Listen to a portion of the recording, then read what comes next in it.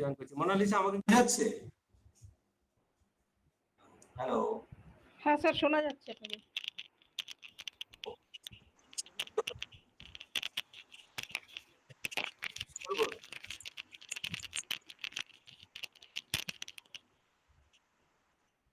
আর 3 minute পর শুরু করছি। হ্যাঁ বলুন। ঠিক আছে, 3 মিনিট পর জয়েন করছি মানে শুরু করছি। হ্যাঁ ঠিক আছে। হ্যাঁ, ফার্স্ট স্পিকার জয়েন করেছেন। আজকে আমাদের স্যার মানে ফার্স্ট স্পিকার কে আছেন? প্রকাশ চন্দ্র ধারা, প্রফেসর প্রকাশ চন্দ্র ধারা জয়েন করেছেন স্যার। স্যার আছেন। আচ্ছা। এরপরে আছেন সোমনাথ গাঙ্গুলি, প্রফেসর সোমনাথ গাঙ্গুলি। আপনি সোমনাথ বাবু আছেন। আচ্ছা ঠিক আছে।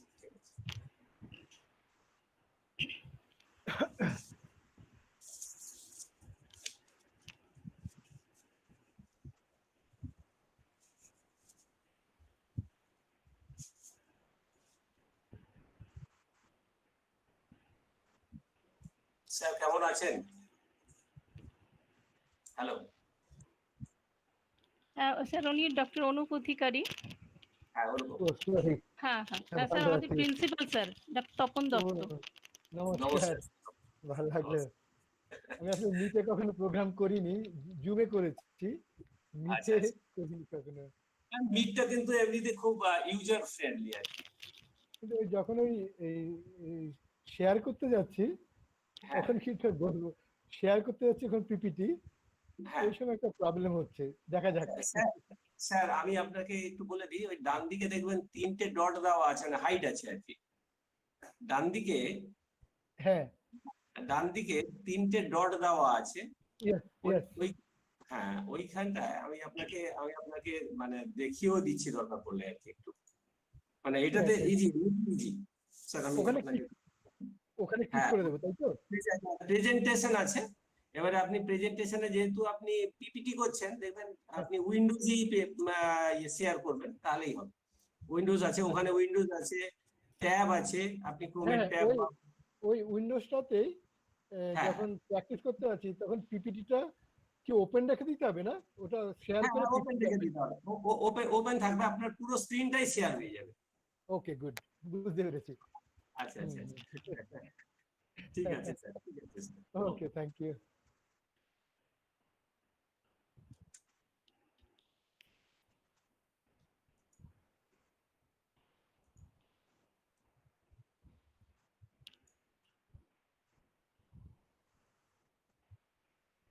হ্যাঁ, ওই যে প্রেজেন্ট নাও লেখা আছে, ওখানে ক্লিক করব। হ্যাঁ, এই প্রেজেন্ট ধরে আপনাকে অপশন চাইবে স্যার, আপনাকে অপশন চাইবে। এবারে আপনি ওই অপশনটাতে যেটাই করবেন সেটাই হবে। ওকে।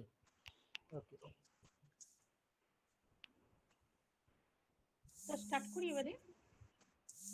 হ্যাঁ।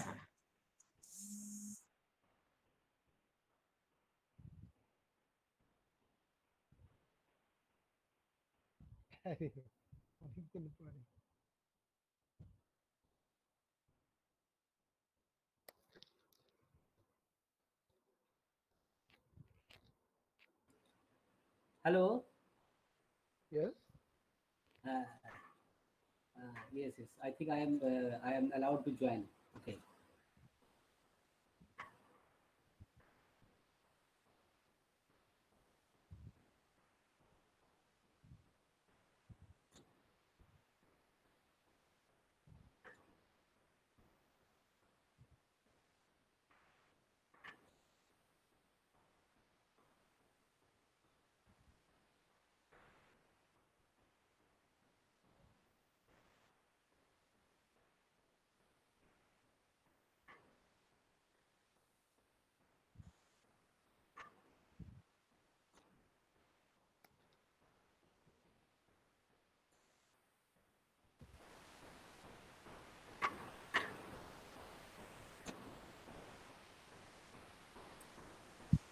Madam,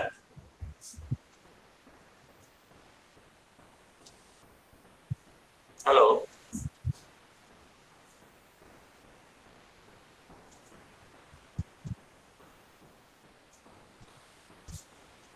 Hello. Yep. Yes, you are audible. Yeah, I'm there. Yeah, I'm there. I am also audible, sir. Everything.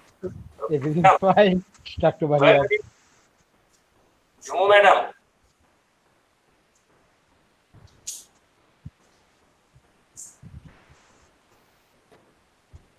Jhumu madam, where are you? Please come. Oh, she's there. She has come. Yeah, yeah. I can She has see her. come. কোথাও একটু আছেন আমাদের এগুলো সব আস্তে আস্তে করে আমরা ফ্যামিলিয়ার হচ্ছি আর কি মানে এই ব্যাপারটা তো ছিলই না Hello everybody. অভিবাবু আপনি আমাকে ফোন যতবার করবেন তত আমি বারবার কেটে যাব আর আমি আমাকে বার করে দিচ্ছেন কেন মিটিং থেকে সেমিনার থেকে অভিভাবককে বলুন আমাকে যেন ইয়ে না করেন আর কি ফোন না করেন এতবার ফোনের দরকার শুরু করুন madam Hello everybody. It is not a good afternoon as we have lost our ex-President of India, Mr. Pranab Mukhopadhyay. It was a great loss for our nation. He was the only Bengali. He stared up to the Raishina hill. 7 days national mourning was declared, but we have to conduct this pre-scheduled webinar. Our resource persons also have a series of lectures on other institutions. So we have to do it. May his soul rest in peace. Om Shanti. Om Shanti, Om Shanti, Om Shanti. A warm welcome to all the participants and resource persons joining from all over India and abroad as well in this international webinar. Search for influences of ergonomics in prevailing situation, organized by the Department of Physiology in collaboration with IQAC, Shabang Sajanikanto Mahavidyalaya. It's my privilege to express why we will be with ergonomics today in this new normal phase of COVID-19 pandemic. Ergonomics is the science of understanding the interaction between the human and the rest part of the system, with a noble mission to improve the productivity and quality of living by reducing the errors, injuries, illness, and health problems. To cope up with this system more easily, ergonomics help human beings by information, technology, and improved facilities.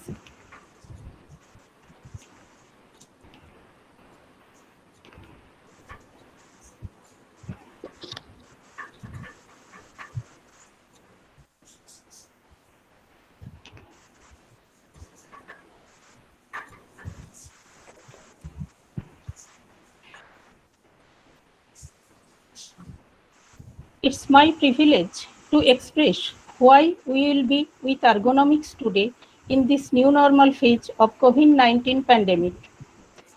To cope up with the system easily, ergonomics help human beings by information, technology, and improved facilities. Implication of ergonomics can act successfully to reopen work platforms, maintaining the conditions of new normal. We have to face and adjust with the work from home and online study every day. As a result, we are gaining strained neck, back, eye problems with headache, etc., etc. The list is very long.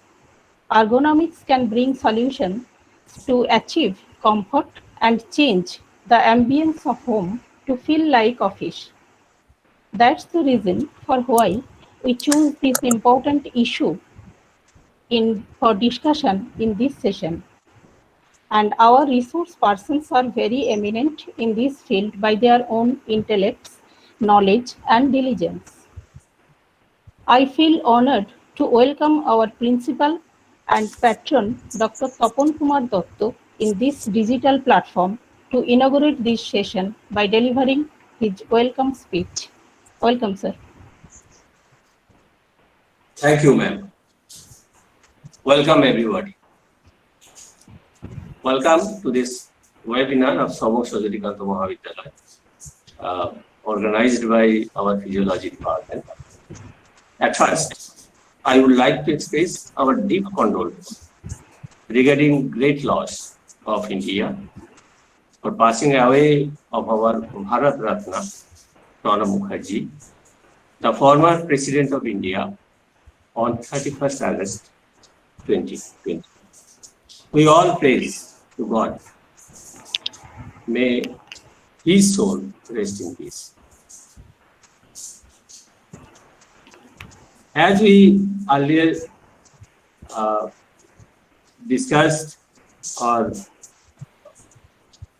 fixed our date to this webinar entitled Search for Influence of Ergonomics in Prevailing Situations held today, organized by the Department of Physiology of this Mahavidyalaya. I must congratulate to the organizing secretary of this Mahavidyalaya and of this webinar also, Dr. Jhumu Manna, Assistant Professor of Physiology, and Dr. Monalisa Banerjee, State College Teachers, Dr. Abhik Mukhopadhyay, Associate Professor of Commerce, Dr. Sonita Mitra Sarkar, Assistant Professor of Political Science, for their advice, and Mr. Supriyo Punai, Assistant Professor, Somnath Roy, Assistant Professor and Head of the Department of Education, and rather to arrange such a nice digital platform for the webinar. This program is also in live broadcasting through our exclusive Sabam College YouTube channel. I am very much delighted to inform you that there now in this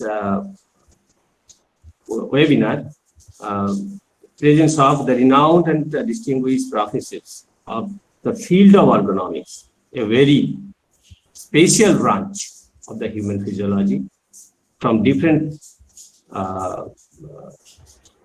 parts of India and abroad. There are near about 226 participants now joining this webinar from Jammu and Kashmir to Telangana, from everywhere. More than 5 universities and 25 colleges of India. The participants are actually joining in this webinar.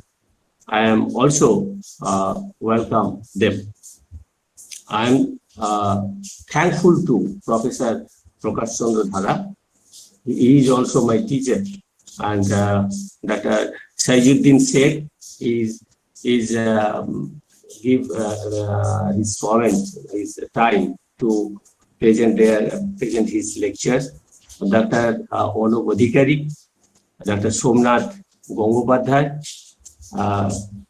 Sir, our college situated very remote and rural areas of the state of West Bengal, having running about 22 UG subjects and 6 PG courses, 3 from science and 3 from language courses. Recently, we celebrated our Golden Jubilee years in January 2020.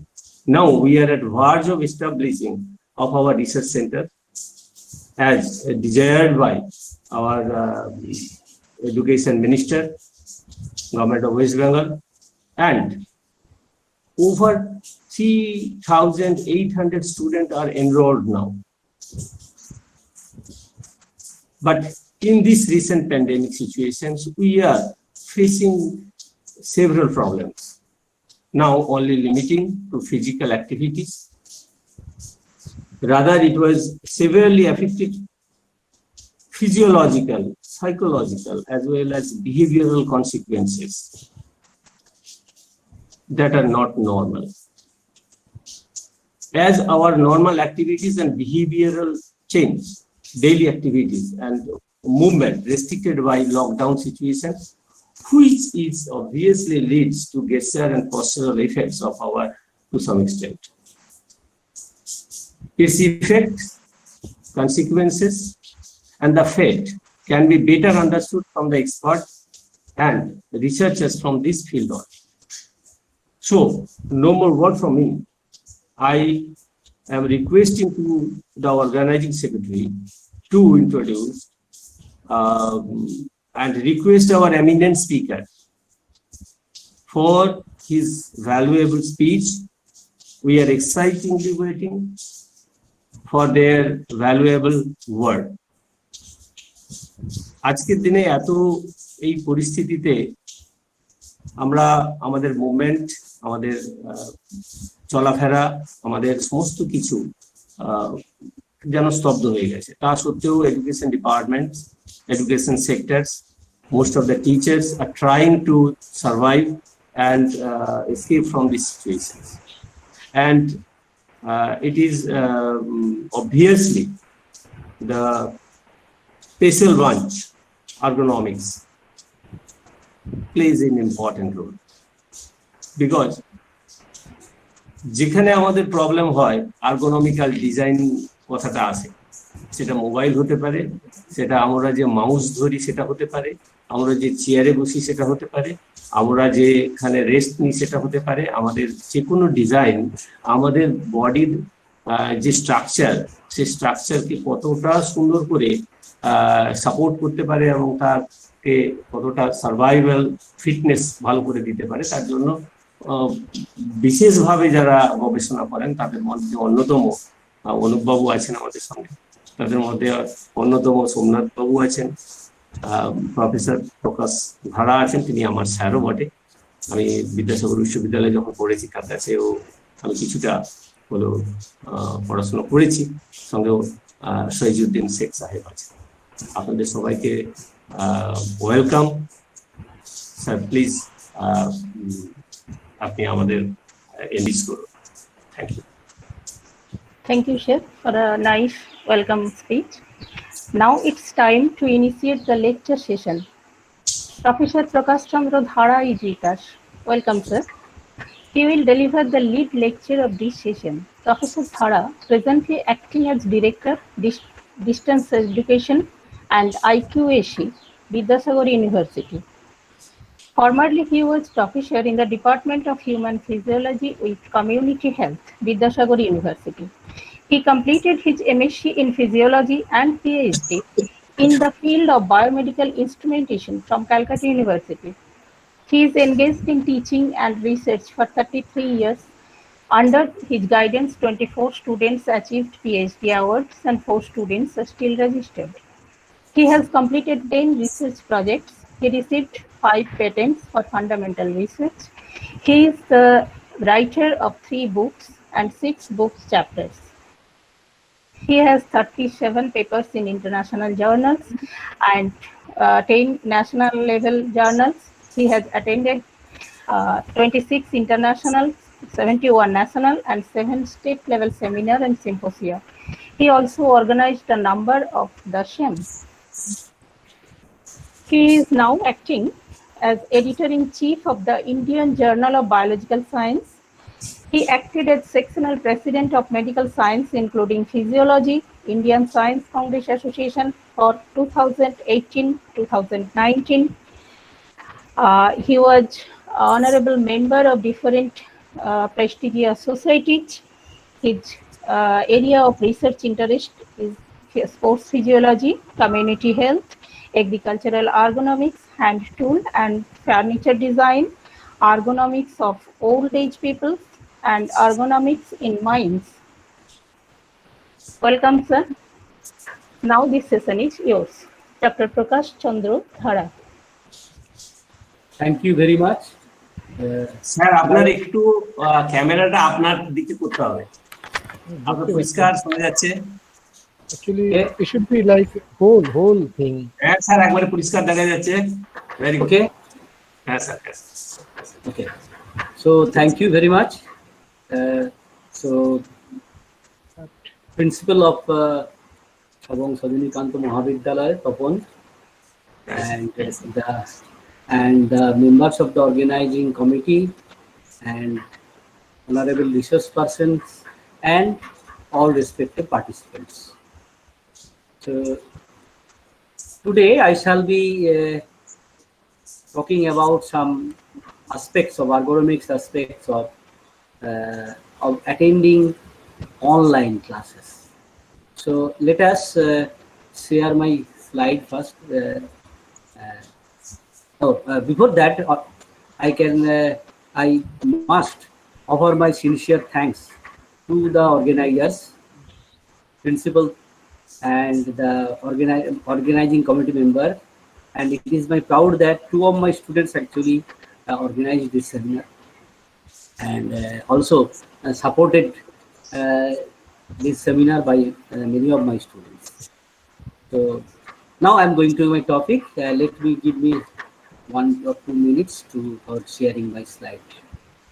Can you make it full? Full. Can you make it a full screen? Yes, I'm doing it. Yeah, because you're at the corner, so that's why the corner. Come over here. Yeah, no, perfect. Well, have you seen? Yes. Can you That's see not- the slide? Can you see Yeah. this? Can you see Yes, the sir. slide? Clearly Yeah, yeah. visible. Oh. Yes, sir. Yes. Okay. Okay. Fine. I'm going to full slide. Okay. So it is presented well. Yeah, now it's okay. Okay. So I'm starting now.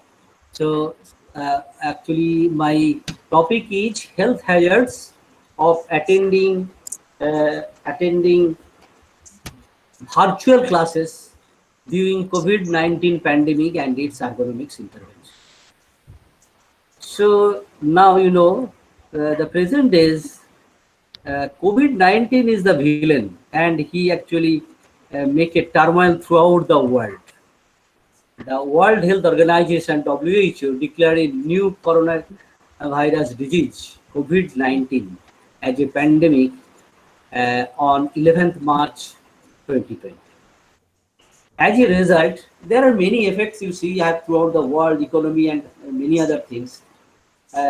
Now we shall point out here a particular aspects of the effect of this that is due to the COVID-19 pandemic. So several employees have to force to work from the home, and it has become popular now. And particularly in the education field, the students have no option but to engage in the virtual learning session. Although there are many problems in the country like India, because many students have no facilities to attend such kind of classes. However, people are trying to engage such kind of virtual learning sessions. So, and there are many problems due to use of this technology and the instrument for attending such classes. And human factor and ergonomics community can help to mitigating this social anxiety under this pandemic. Actually, ergonomics has many role to lessen this sufferings of this pandemic situation. So, virtual class is related with the two major things. That is, one is the smartphone and the computer. And for attending the virtual classes, students as well as the teacher use either computer, which may be desktop or a laptop, or a smartphone for a long duration. Because the class, you see, the duration of the class is maybe 1 hour or more, or many classes have to attend by the student, even the school students.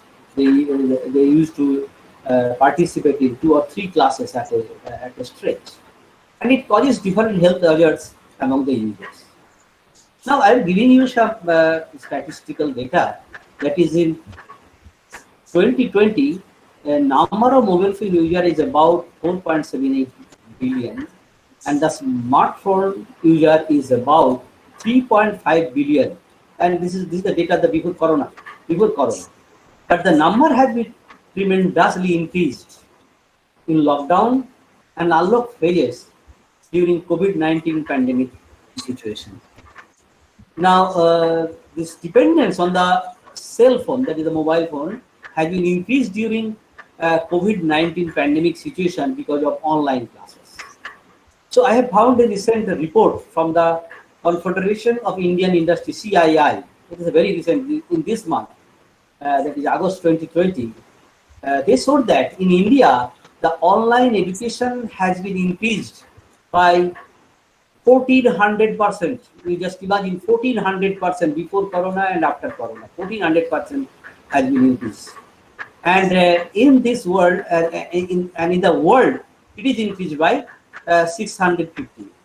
Because you see in some other European countries or in America, there were some customary for online classes. It was very less in India. That's why it is so much increased up to 1400%. Online education, both learner and teachers are exposed to the hazards of the smartphone and computer.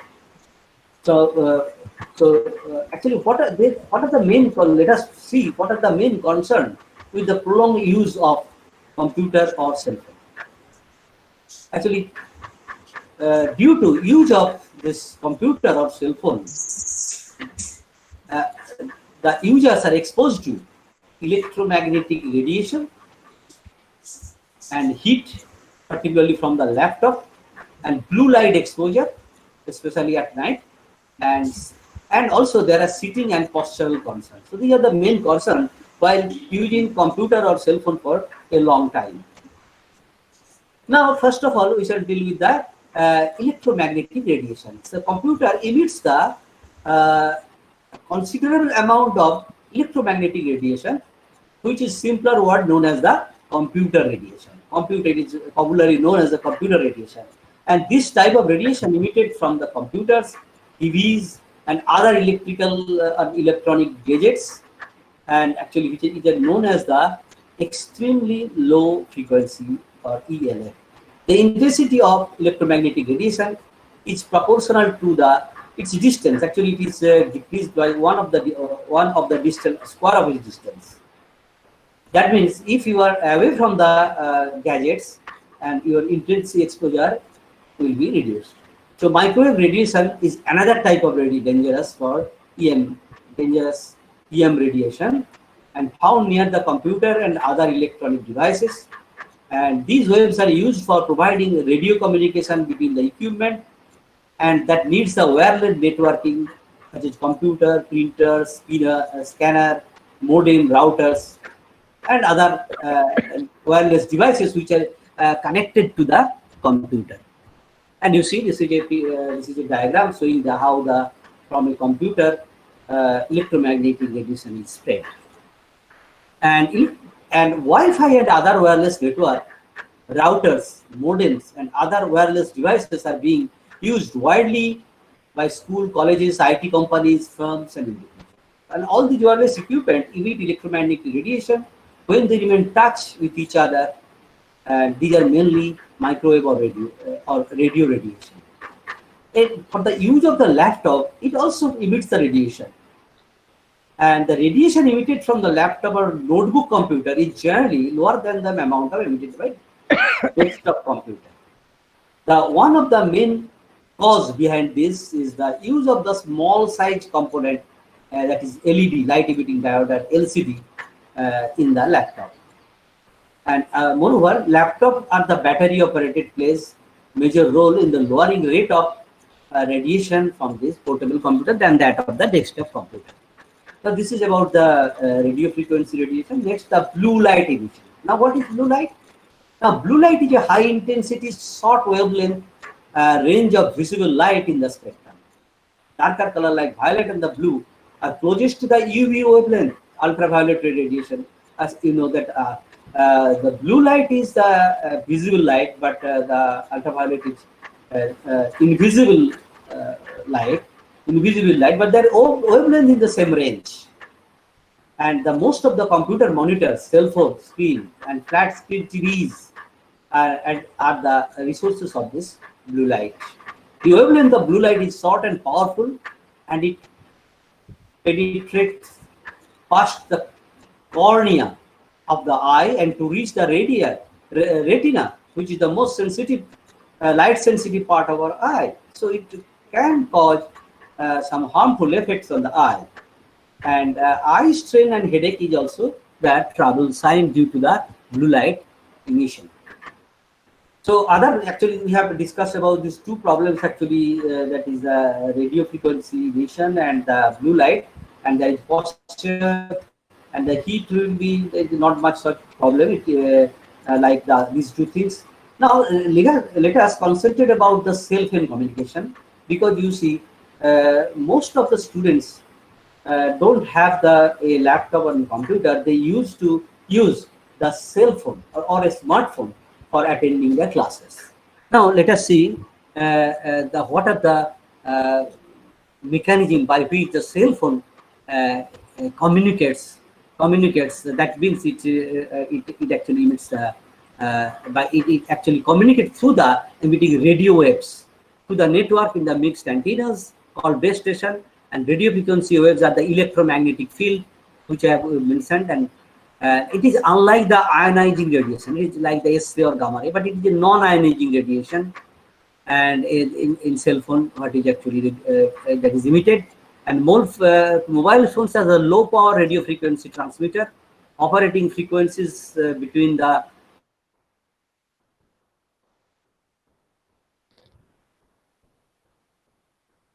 watts. The handset only transmits the power when it is turned on, and when it is turned off, then it usually very low amount of radio frequency is transmitted, and the power, that is the radio frequency exposure of the user, falls rapidly with the increasing the distance, as we have mentioned. And a person using mobile phone 30 to 40 centimeters away from their body, for example, when the text messaging accessed in the internet using hands-free device will therefore have a much lower exposure radio frequency fields than some other holding handset against their body, like listening to the attending the phone call like that. And using the phone in the area of the good reception, which also decreases the exposure, allows the phone to transmit the reduced power. The use of the commercial devices reducing radio frequency field exposure not has been shown to be effective. Now you see, actually I have mentioned there are two things. One group of people use the computer, and another group actually is smartphone. So both the gadgets show some health hazards. And now I shall just mention and what are the health hazards to the computer radiation. The radiation which emits from the computer, that is laptop or desktop. And it has been known that the many years the radiation emitted from the computer can contribute to the cause of various health problems, include the sleep interference, allergic reaction, severe health issues like heart disease, cancer, Alzheimer's disease, etc. And persons sitting on the chair in front of a computer screen, that includes the CPU, printer, scanner, and perhaps UPS, are exposed to the computer radiation. And working the same position for an hour, they never know that they are absorbing how much radiation as they could have with the high voltage power line, like a high voltage power line. So now we shall discuss about the health hazard of the mobile phone. Actually, there are some common issues, that is the use of the computer as well as the smartphone. So although we are here we are considering the health hazard of the mobile phone. Now, first of all, the cancer. World Health Organization reported that the mobile phone emits the radio frequency fields 1,000 times greater than that is emitted from the base station. And it's obvious that increased emission is likely to have adverse effects on the health.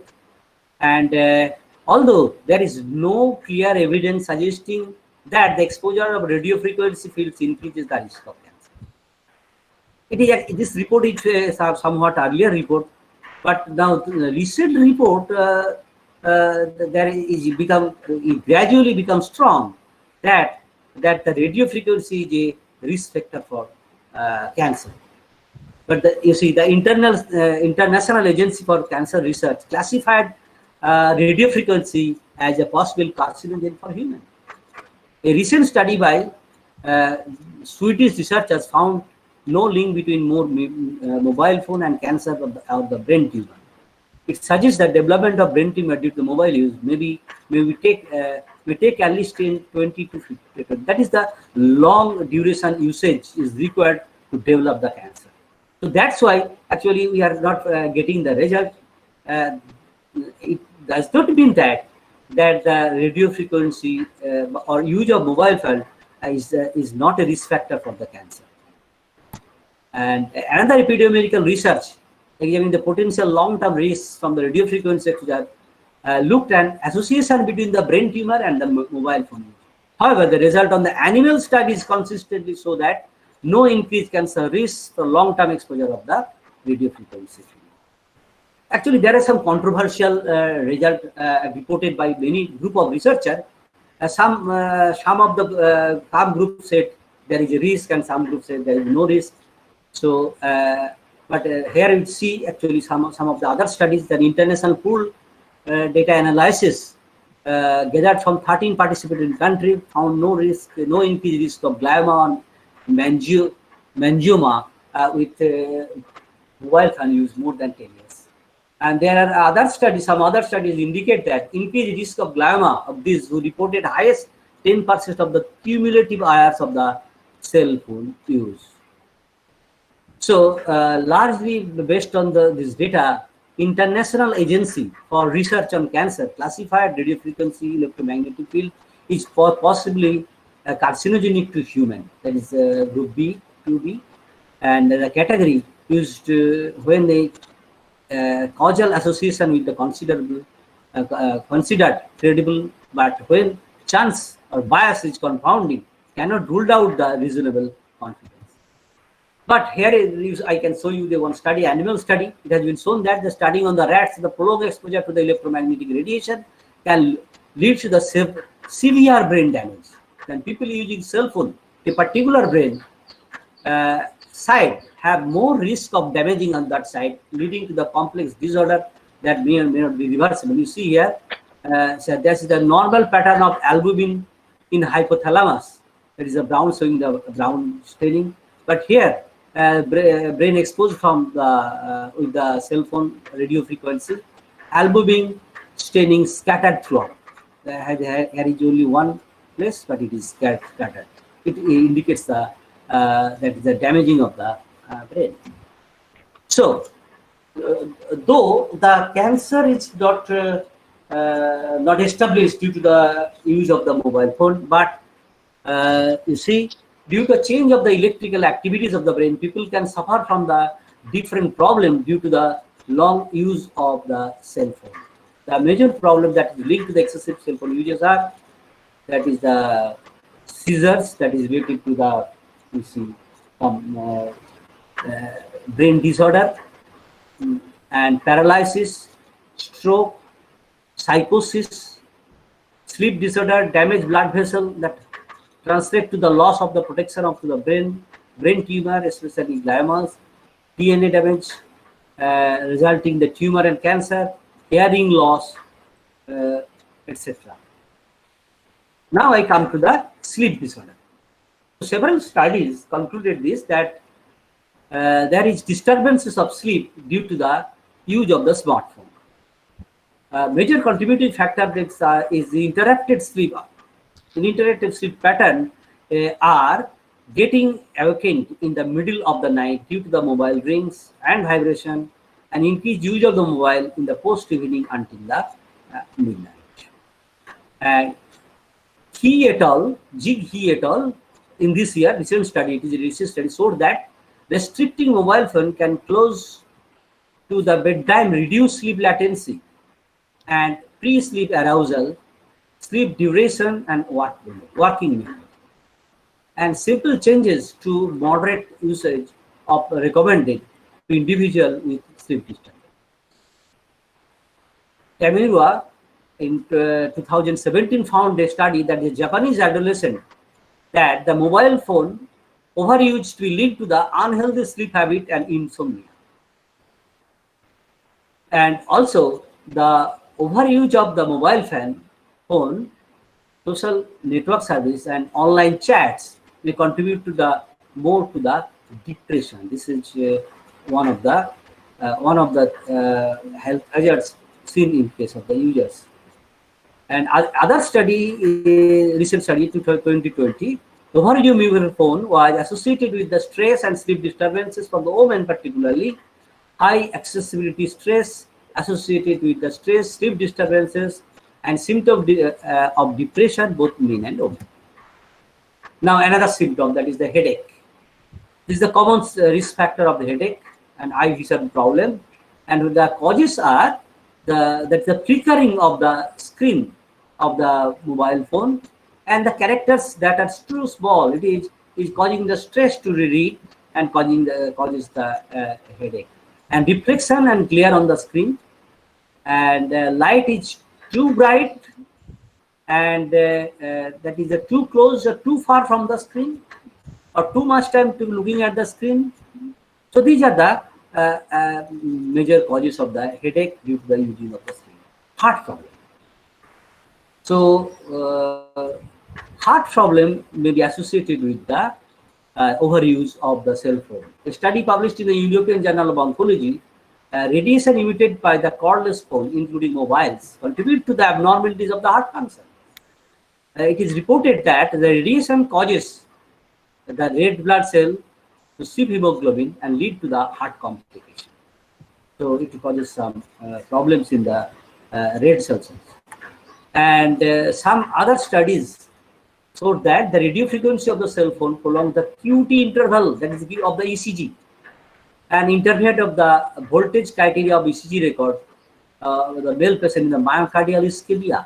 That means this the ECG is showing some signs and symptoms of the myocardial ischemia of those who are exposed to the radio frequency. Indian medical student was studied during the call. A 1 minute phone call raised their heart rate. A chronic user cell phones and the blood cholesterol level also higher in the regular users. And a similar study was reported at the American Society of the Hypertension, and they found that the ring of cell phone caused the blood pressure to raise on an average 18 millimeter of Hg. We have made a study on the cell phone call also, and we have on the cardiovascular system, and also found the rise in the heart rate and changes in some ECG characteristic. That causes the heart, that may be some associated with the heart problem. But this radio frequency does not have effect on the who actually maintain the pacemaker or defibrillator. They are unaffected in the soul. So that is a good thing. That is the pacemaker, the patient with pacemaker or defibrillator are unaffected with the cell phone. Infertility, you see. So you see, overuse of cell phone makes one infertile. There is evidence that the cell phone radiation decreases the sperm count in the male rat. To identify whether the same holds the true or human, as some research group carried out a research and revealed that the mobile phone had use of the mobile phone had decreased the sperm cell count in the semen and leading to the infertility. There are other evidences also. The Hamid in 2018 showed that the decreased semen quality and infertility, and they showed that this actually cell phone that causes the testicular damage of the testicular tissues through increased oxidative stress and heating and radiation. And another study in 2017 noted that distance from the telecommunication tower was significantly associated with the decreasing sperm volume. The time spent on sending or receiving messages was significantly associated with the decreased sperm count, and while carrying mobile phone in trouser pocket was significantly associated with the increasing means of the immotile sperms. Hearing impairment. Hearing impairment is a common phenomenon. So nowadays, particularly the young generation, they always hear songs from the mobile phone. And also they use the mobile phone for a long term by pressing the set within the ear. So this causes the slow changes in the hearing threshold, and that is the cause of the hearing loss. So mobile radiation is an additional factor that makes one deaf. A long-term exposure to the electromagnetic radiation from cell phone contributes to reducing hearing function, A study showed that the people who are attended phone call for 2 hours and every day were at the higher risk, in impairing compared to the other who are the moderate users. So there is some evidences. I am actually skipping this. There may be some unilateral hearing loss. Actually, it is caused that causes the damage of the outer hair cell, that is particularly in the basal turn of the cochlea. That's why actually hearing loss is caused. And there is eye problem. Eye problem is also called because the people that is constantly look at the glaring skin in the small font size and strain causes eyes, leading to the it particularly using in the reading in the dark. So it causes different problems like dry eyes, irritation, reddening of eyes, like that. So actually, this eye problem is caused due to main three reasons. That is three effects. There's a less blinking rate. Blinking actually is very essential for us. It keeps the eye wet. And there is a squinting on the screen. It is found due to the long-term use, and due to the excessive glare. That is, glare means the excessive light on the eye field, that causes also the eye strain. These are the main causes of the eye problems. And there is also skin allergies. Use of the smartphone causes the skin allergies, because you see these are made of mainly some nickel and cobalt. This contact with the nickel and cobalt causes some skin allergies. And infection is very common with the mobile phone use, and so it is contaminated with organism from the fecal origin. That is, it is found that in many mobile phone it is studied and found that there is E. coli and Staphylococcus aureus is found, and it may be a medium from transmission coronavirus, because it is spread through the touch. So if one infected people touch the mobile, if it is asymptomatic, it may be transmitted to the mobile phone. That is every possibility. And there is a musculoskeletal problem, particularly from the phone user. That is the desktop or laptop users. That is the fatigue, and there is back pain, chest pain, pain in the numbness in the arms, shoulders. So different kinds of musculoskeletal problems are found for those who use computer for a long time. Apart from this, there is cervical spondylosis and lumbar spondylosis. Pain at the neck and shoulder, headache, and stiffness of the neck and the shoulder is found.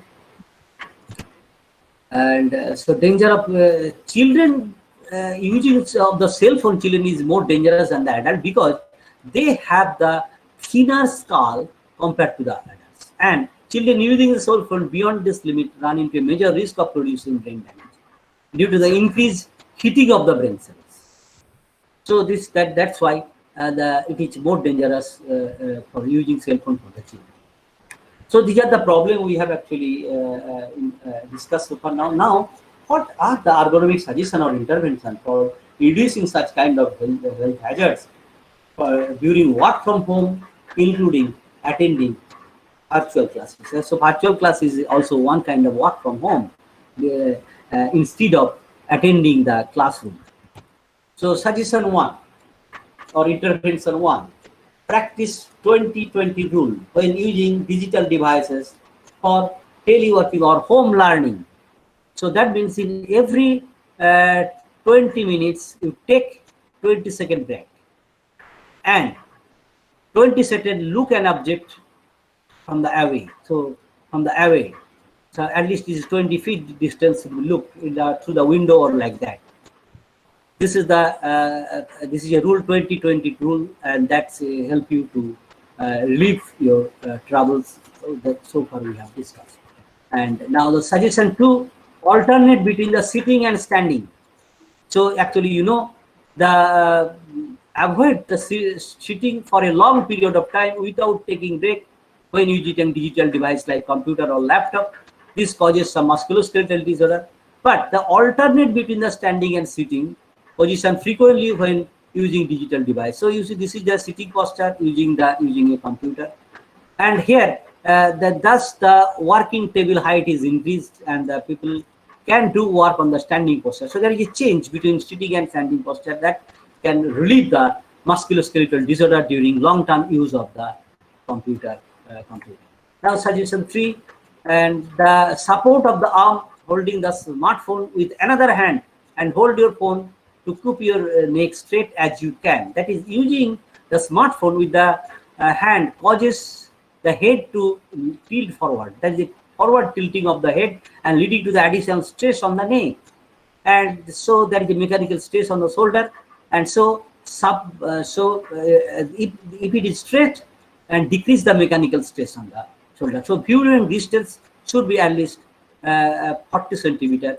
And there is an additional support of the arm. This is a very good practice, that support on the arm holding the smartphone with the other hand.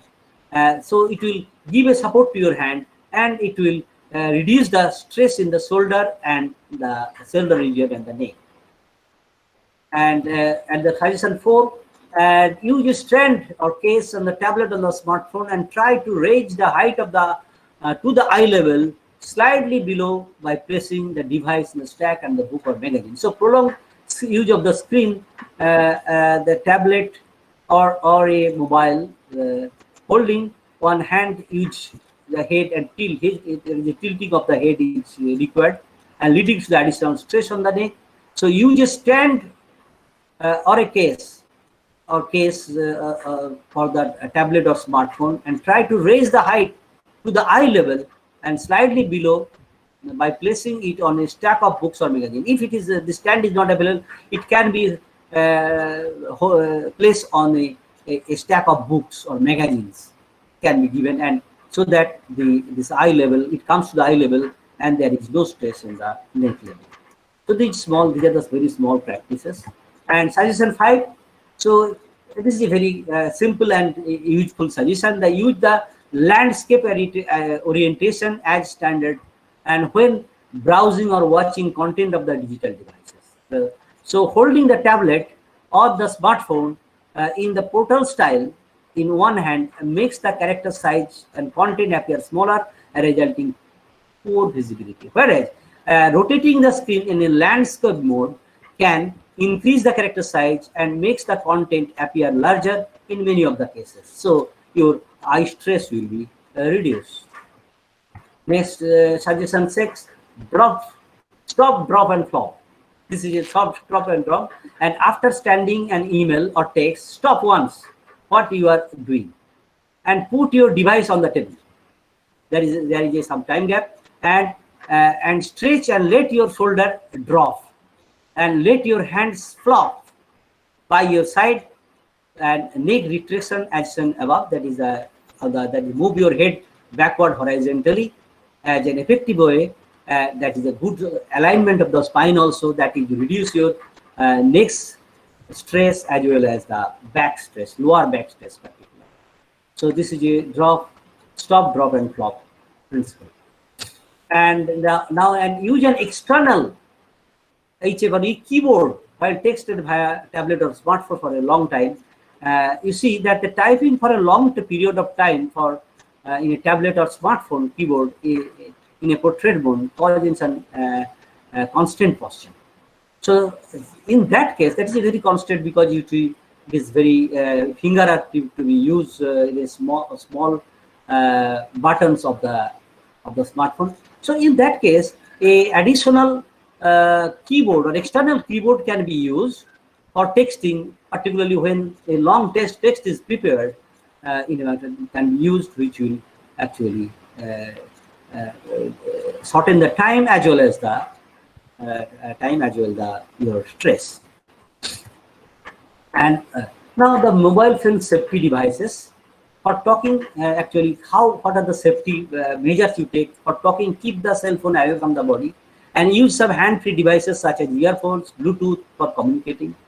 And don't keep cell phones on the body while talking. And use more land phones as they used in analog signals. Actually, land phone is now very much scanty actually, because of this smartphone era.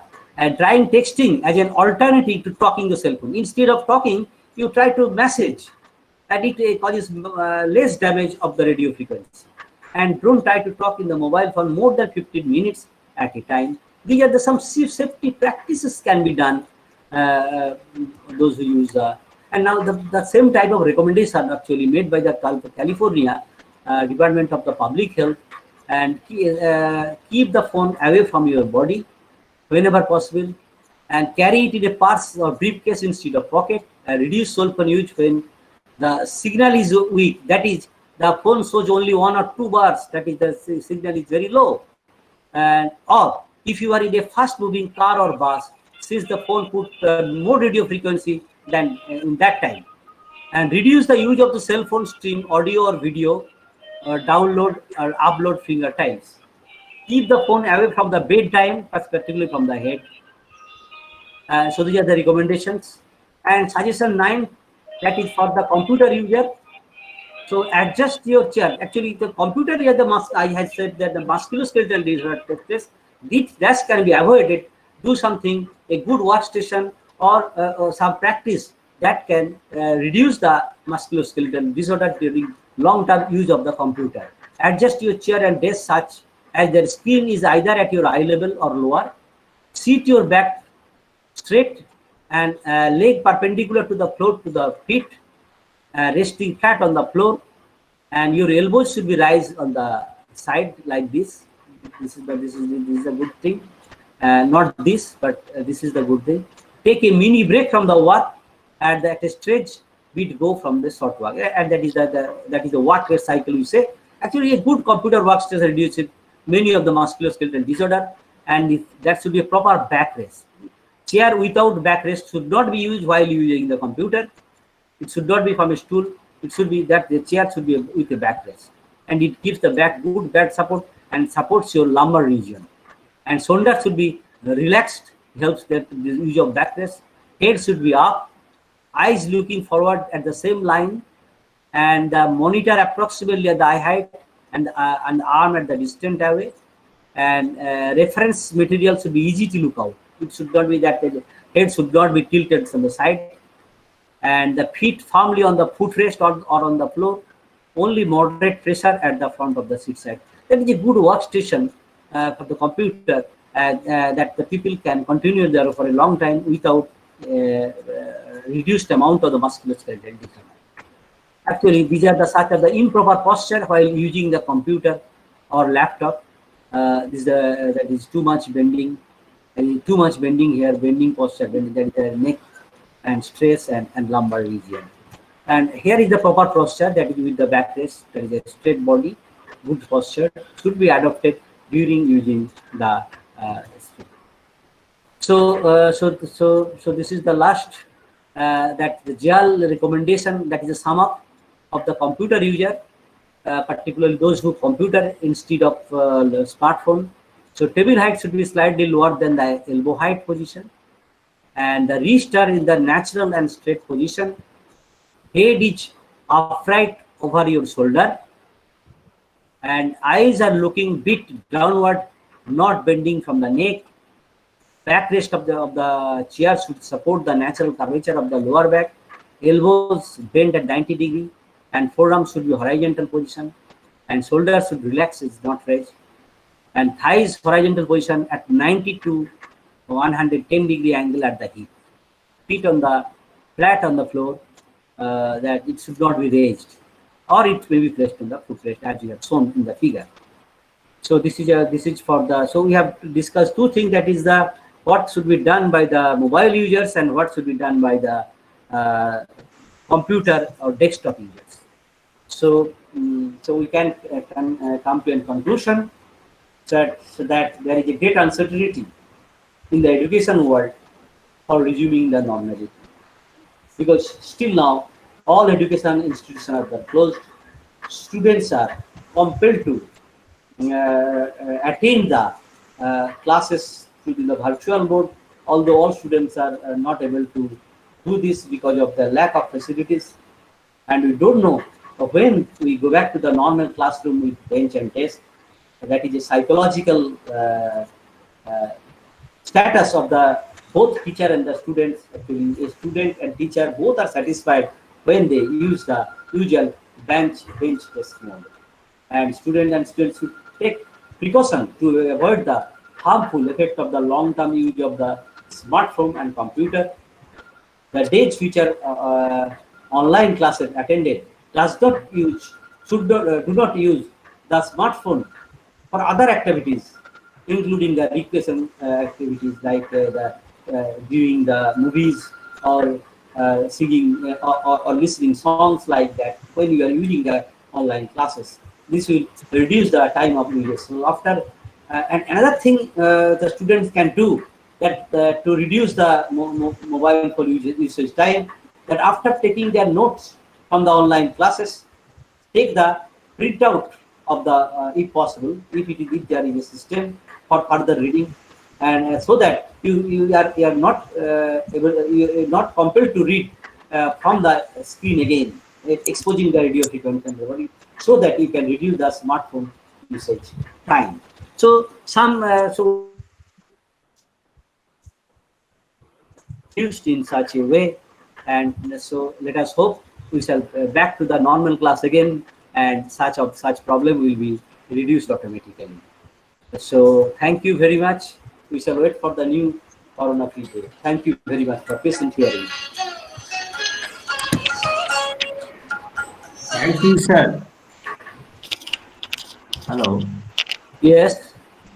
Thank you, sir, for your nice presentations and to aware about how we use our cell phones, mobiles, computers in a wrong way, and therefore several problems we suffered. Thank you all, sir. Thank you, sir. Your speech is very much informative and relevant also. We are coming back to our student life. Thank you for it also. Sir, one question is there by Aruna Halkar. Yes. How can we get rid of such side effects caused by radiation? Actually, you see, that is actually the measures we have already discussed. That is the distance. Keep the distance from that. And one thing is that is I have not mentioned. That is in some computer, some screen are available. Some extra screen is available. Some guard shield is available, which actually from which we can get rid of the blue light particularly, but not much from the radiation. So actually, the keeping the distance, as we have seen, as you mentioned, that the intensity of the radiation is reduced with the square of its distance. So if we take it at the distance way as far as possible, then only the radio frequency effect can be reduced. There is no other problem, no other way. Oh, yes. Thank you, sir. Okay. Madam, please ask some participants if they have some questions or if they have some questions, please ask to our sir, Professor Somnakala. He can answer. Okay, sir. Hello, participants.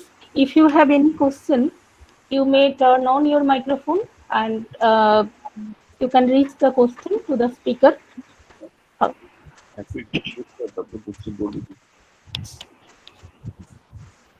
Somnak sir আছেন আমার মনে হয় professor Somnak. Yes, sir. He is present here, sir. And, I think he is the next speaker of the session. Yes. Then thank you, sir. Thank you, Dr. Okay. Thank you. Now, sir ভালো থাকবেন। Sir ভালো থাকবেন। আপনি সেশনটাতে থাকবেন sir. Okay. I am trying to now our next speaker, Dr. Somnath Gangopadhyay, Professor and former head, Department of Physiology, Calcutta University. He is in charge of Occupational Ergonomics Laboratory and coordinator of Sports Science Department, Calcutta University. Welcome, sir. Presently, he is holding the very prestigious post of Honorary General Secretary of Physiological Society of India. We are proud of our community, sir. He has made a brilliant and glamorous CV. If we just mention a little part of it, I think everyone can understand the extent of his talent. Sir, you have more than 200 research publications in national and international papers, reviewed with high impact factor journals and books. You have got many prestigious titles from different societies of India and abroad as well.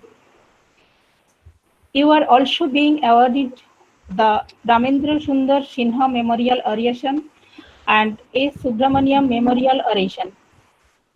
Despite of your busy schedule, you will be with us. We are proud and privileged.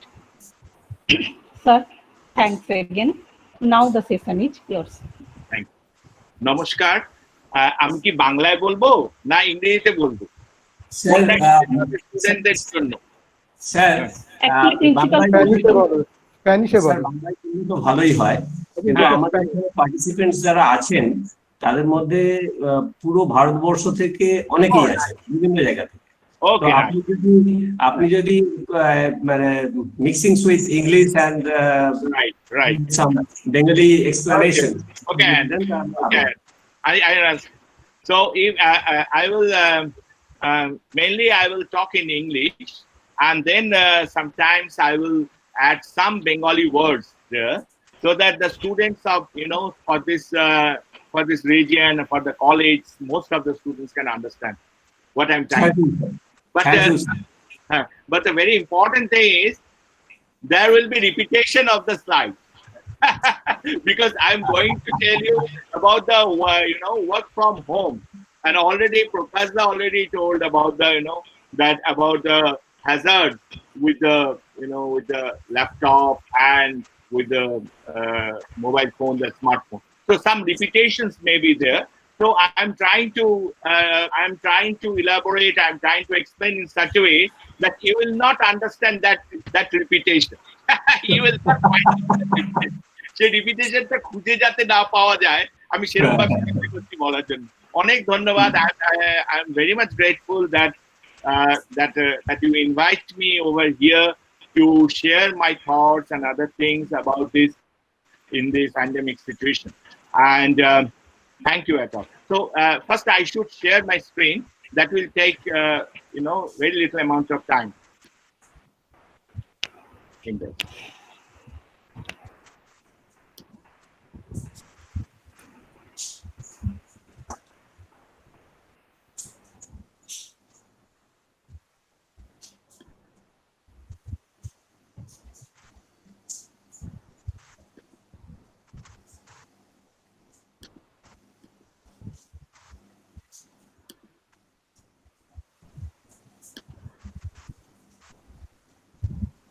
Now it is visible, no? Okay, sir. Visible. Oh, nice. So if you go through the heading, jodi jan, then you will find a printing mistake. That is typing mistake. That is the health will become the head. I mean, intentionally make it think that is the health is very much difficult thing in case of the when we have to work from home. বাড়িতে বসে কাজ করার সময় health is a very difficult thing, to maintain your health. And that's the very important questions over here in COVID-19 situation. And when we have to work from COVID-19 situation, then we try to make our home as our office. That's the most interesting thing. But it is very difficult to make our home at our office, because home means sweet home, and suddenly that home will become bitter home. Because we had to work for longer period. আমাকে অনেকক্ষণ ধরে কাজ করতে হবে সেখানে বাড়িতে বসে, যেরকম প্রফেসর ধারা এই মাত্র বললেন যে আমাকে অনেকক্ষণ ধরে সেখানে ক্লাস করতে হবে। And ক্লাস করতে হবে কিসের সঙ্গে? In which way I will attend the class, or I will work from my home with the computer, with the laptop, with the desktop, with the mobile phone, with the smartphone. And then some hazards already we mentioned. That hazard is very much difficult to combat that hazard. সেই hazard গুলো থেকে বাঁচা ভীষণ মুশকিল। And the very important thing is 2 or 3 days back when I got one email from from online shop, that is whenever you will just click this portion, যখন এই পোর্শনটাকে click করবেন, then you will find hundreds of furnitures. That furnitures only for the, the furniture will be used at your home, and then you will get maximum comfort by working from home. So this is the conditions where it is very difficult, because at home it is very difficult. Amader barite we may work like this, we may take the class, we may attend the class like this, or we may work like this. Apni upurta dekhun khali, you just look at the upper portion. There's quite difference between the upper portion and the lower portion, and this is the conditions of the work from home, in this situation, because we bound to work from home. But what is the effect of ergonomics over here? Ergonomics is kaajta ki. When I first joined in ergonomics class in 1984, probably, that time my teacher, Professor Robindranath Sen, who first established ergonomics, Indian ergonomics, first started Indian ergonomics from the Calcutta University. So, as a, he used to say that, Somnath, there's the two Greek words in ergonomics. One is ergon and other one is nomos. Ergon means word and the nomos means laws. And that time I tried to conjugate these two words. That is, with word and the law, I tried to conjugate. I tried to mix these two words. Two words can be mixed korar chesta kortam, and then it will come like laws of work. What does it mean, laws of work? It is very difficult for me to understand. But this laws means natural law. Prakriti niyam, natural law in work. So if you follow the natural law during your work, then your productivity, your efficiency will be increased. Now the question now is over here that parite at home, in which way we maintain the natural law? Because, it is very difficult to get the proper furniture over here. It is very difficult to get proper atmosphere, proper ambient at home, to increase your efficiency like at your office or like at your institution. So question is there that in which way we maintain the natural law, because furniture amar kache nei. Ami ki kore natural law maintain korbo? When we use this type of furniture, then we have to bend forward. And this bending forward is not meaning as we are following the natural law. আমি যদি সামনে ঝুঁকে কাজ করি, সেটাকে আমি কখনোই বলবো না we are following the natural law. তার মানে we have to straighten our back. আমার ব্যাকটাকে সোজা রাখতে হবে. That is the natural law. It's a green circle দিয়ে দেখানো হয়েছে. It is indicated by the green circle that your posture should be like this. And then you have to, you are maintaining the natural law. So this is not the natural law. And in these conditions, so many things are involved. There comes screen, positions of the screen is involved, positions of the keyboard is involved, and the height of the chair is involved, positions of the backrest, the most important thing, positions of the backrest is involved. But at home, in which way you are getting this type of chair? Because it is very costly. I will show you so many chairs. A chair is dam onek, very expensive. In which way we have to, we will get this chair. Sometimes we have to work from home by sitting on the floor. সেখানে আমি কি করে ergonomics use করব? In which way we can use ergonomics over there, sitting on the floor and applying the ergonomics? That's the most interesting part, and I'm trying to give you some hints over there.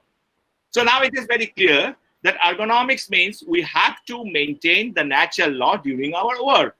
And there are three important things. That is, the three important things of the human being is very much related with ergonomics. One is the strength or capabilities, then the limitations, and third one is the requirements.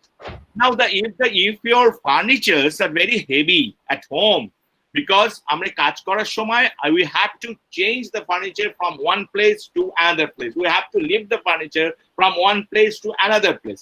And if the furnitures are very heavy, then it will be very difficult for you to lift the furniture from one place to another place. So if you are using the heavy weight furniture, that means you are not obeying the rules of ergonomics and the limitations. Human body dimensions is the limitations. So you have to find out the proper chair. You have to find out the proper table at your home, or you have to make the chair in such a way that will almost match your body dimensions. And when it will match your body dimensions, then you will get maximum comfort. তোমাকে আমাদের সেই চেয়ারটা বেছে নিতে হবে বাড়ি থেকে, যেটা আমার বডি ডাইমেনশনের, বডির শরীরের মাপের সঙ্গে মিলে যায়, and then you will get maximum comfort, সব থেকে বেশি আরাম পাবে to work from home. And then the last thing is the needs, that is the requirement of the human being. These are all the requirements when you have to work from either, with the computer. This monitor, that is the positions of the monitor, is very important thing. Positions of the keyboard is very important thing. Positions of the mouse is also very important thing. Principal sir কিছুক্ষণ আগেই আমাদের আলোচনা করছিলেন যে ergonomics মানে that the design is very interesting thing. Yes, of course, design is there, and in which way we will design our home so that we get maximum comfort at home doing work from home. That is the challenge of ergonomics. So I will share with some statistics, like the 56% office employees will work from home in future. Amar mone hoy this is not the 56%, that should be 80%. Kintu this is recorded value, je 56%. And very interesting thing is, before COVID-19, most of the people are very much interested to work from home. But after COVID-19, Times of India, a statistic from the statistics of the Times of India, it was found that maximum people are feeling loneliness by working from home, during working from home, and they don't want to work from home during the COVID-19. So that is the situation, real situation of the COVID-19. And I used to say this is work from home is a result or the side effect of the COVID-19. So COVID-19 is situation and a side effect of work from home, and now we are bound to work from home. And second thing is 63% of employees feel that they are more productive when working remotely. But this is the statistics before the COVID-19 period. COVID-19 period and aged period is statistics. Then afterwards, that productivity is very difficult thing. Now if you feel lonely, then in which way you will produce more? In which way you will work more time? You will devote more time during work.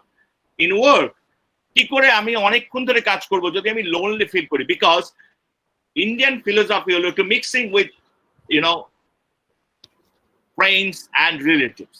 But during the COVID-19 situation, we had to work from home, and remotely means we had to lonely we have to work from home, and the work pressure is so heavy, eto beshi tremendous work pressure, and then we have to devote more times than in regular time. Normally je time ta amra ditam, that is 8 hours or something like that, we have to devote more time, that is more than 8 hours, more than 10 hours, sometimes it is 12 hours, and that totally depends on the connectivity of the internet. Connectivity of the internet is very slow in India now, and now it is very difficult for the person to pack up his work within the 8 hours. Then you have to work more than 8 hours, more than 10 hours. That means he or she is exposed to the hazard more than 10 hours, more than 12 hours. This exposure period is very important thing. And the most important thing is in the third line, or the third point, that is 30 to 45 days to get productivity to the same level as working from office. Office je productivity ami ditam, সেই productivity reach করতে, if I want to reach the productivity at my office, then I require 30 to 45 days. আমার 30 থেকে 45 দিন time আমার লাগবে. But why? Because there is no proper seat or stand workstation at home. That is the most important thing. আমার বাড়িতে কাজ করার মতো জিনিস নেই. Then in which way, if in my home, at my house, if there is there's no such thing as there, then in which way I will do more work. So health is a very important thing, and the musculoskeletal disorder, I should say it is work-related musculoskeletal disorder. যেহেতু কাজের সঙ্গে related হয়ে musculoskeletal disorder develop করেছে, so it is work-related musculoskeletal disorder. So there are hundreds of musculoskeletal disorders developed when you bound to work from home. যখন আমরা bound to work from home হব, then hundreds of work from musculoskeletal disorders will be. I will give you some hints about the musculoskeletal disorders. His name is Bernardino Ramazzini. He's 17th century medical person, and he's from Italy. Because the Bernardino, last word ta o thakle, the Italian the last word sob shomoy o thake chele de. So it is Bernardino, he is from Italy, and he first gave us idea about the occupational medicine, and he told that every occupation is related with the diseases. That means every occupation is related with every diseases. প্রত্যেকটা অকুপেশনই ডিজিজের সঙ্গে related. তার মানে he gave us idea over here, which is known as, it is very difficult to pronounce. Actually, its name is diseases of worker, if you translate it. And in this diseases of worker, he gave us idea that posture and the movements are the two most important things, and these are very much related with the development of the musculoskeletal disorder. And now you see the postures. During the work from home, then we neglect our postures. Every time we give more stress on the work, not about ourselves, and that will create the development of the musculoskeletal disorder. That is the musculoskeletal disorder means that is the soft body tissues injuries, soft tissue injuries in the different part of the body. And there are the different types of musculoskeletal disorders we develop in the, during the work from home. And these are the different parts. And the most important or the common thing is the back pain or the this is the lower back pain and maybe the upper back pain. And everything is related with your posture. So in which way you can change your posture? But you should think that your posture is related with the positions of the screen, that is positions of the monitor, positions of the keyboard, and also adjustment of the chair.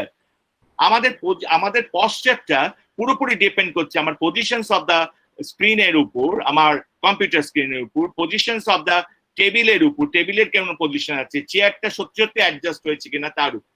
And when sometimes we have to work from home, that is bound to work from home by sitting on the floor, then what is the condition? এই কন্ডিশনে আমি কি করে আমাকে নিজেকে বাঁচাবো? That's a very interesting thing. So there are so many stressors that contribute work-related musculoskeletal disorders, like poor awkward posture, static muscle loading. অনেকক্ষণ ধরে যে if I sit for a longer period, then the static muscle loading will be developed, and the repetitive task and the hard contact surface, that is the contact stress. Here, if the table is not proper, then the hard contact surface, there's some contact surface problems will be created. There's a severe pain at these positions of the arm. But there are other reasons also behind the development of the work-related musculoskeletal disorders. এগুলো তো আমরা জানি, we know that these are very much related with development of the work-related musculoskeletal disorders. But there are other reasons also, like the glare in the room. So proper illumination should be there inside the room. If there is no proper illumination, then that will create the musculoskeletal disorder. Wrong desk, monitor, keyboard height, and also improper chair adjustment. These are all the stressors. Egulo সবকিছুই will develop the musculoskeletal disorder. That is the severe pain at the defined part of your body. This is a very simple way if I describe about the musculoskeletal disorder. So these are the ergonomic controls through which you can control these things, like the posture. Your posture is very important. Desk height is very important. Keyboard height, keyboard mane computer, laptop, or not the laptop, but the desktop keyboard, the keyboard height, and the monitor height means desktop height is very important, and also the chair adjustment. So every time the chair, every time we are thinking about the chair, but the most of the time we are sitting on the floor. That's a very real thing, So there are so many things of the chair, in which chair you have to select. That if there is 5-point base or not, পাঁচটা casters আছে কিনা, you have to find out if there's 5-point base or not. Where is the low back support, and whether if the adequate support at the back or not. These are all the things.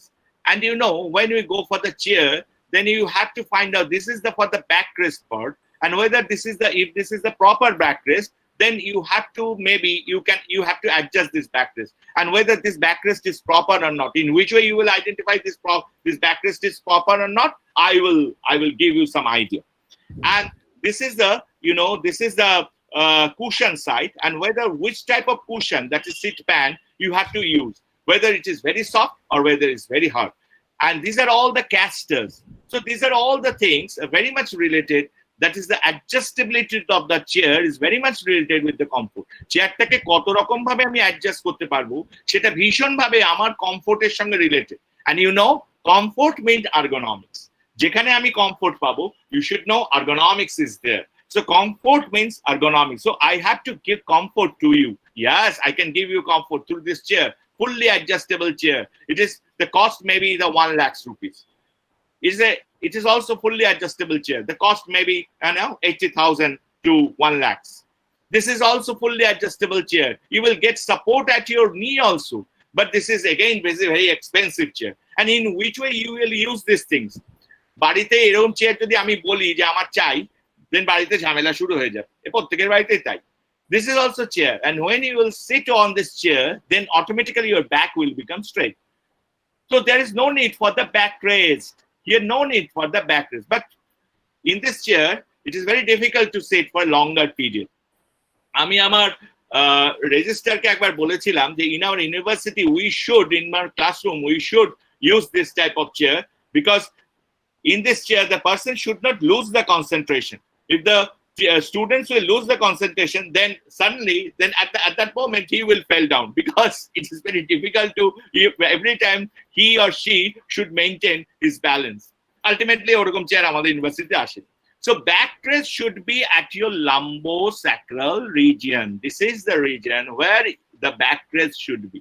If the backrest at the thoracic region, then you will not get comfort. If the backrest is at the cervical region, then again you will not get comfort. So backrest should be at the lumbosacral region. সেজন্য আমাদের কি হয়, when we just আমরা বসি, when we just sit on the back seat of the minibus, then sometimes it is very difficult to get comfort, because the backrest is at the thoracic region, not at the lumbosacral region. So this is a very interesting part in case of the chair. But what about this person? When we have to work from home by sitting on the floor, yes, I will give some suggestions. If you just look minutely about this person, then you will find that he is taking some rest, some back rest. Where is taking the back rest? Yes, from the side of the side of the bed. From the side of the bed থেকে ও back support নিচ্ছে, rest নিচ্ছে. But he also needs some cushion. So this type of cushion you may arrange, and this cushion must be placed at the lumbosacral region. Here is not, cushion is not placed at the lumbosacral region, but here you should place this cushion not so hard, not so soft, at the lumbosacral region. তাহলে আমার একটা back support চাই, I need some back support. You can take back support from the side of your bed, and then you just place one cushion, একটা cushion place করতে হবে at the lumbosacral region. At this region you have to place the cushion. And again you have to need you have to need this type of table or desk over here, where you can place the laptop and your notebook, because there's an ample place. And just you see, it is inclined. I will explain later on why it is inclined. এটা দেখো, এটা আপনারা দেখতে পাচ্ছেন যে এটা একটু ঝোকানো, এটা একটু কোনাকুনি ভাবে রাখা। কেন কোনাকুনি করা হয়েছে সেটা আমি পরে এক্সপ্লেন করব, এখন আমি এক্সপ্লেন করছি। And he's taking the mobile phone, and there's some bending, some twisting of the neck over here. And if we use this type of headphone, then there will be no twisting. যদি headphone use করি তাহলে কিন্তু এই টুইস্টিংটা থাকবে না।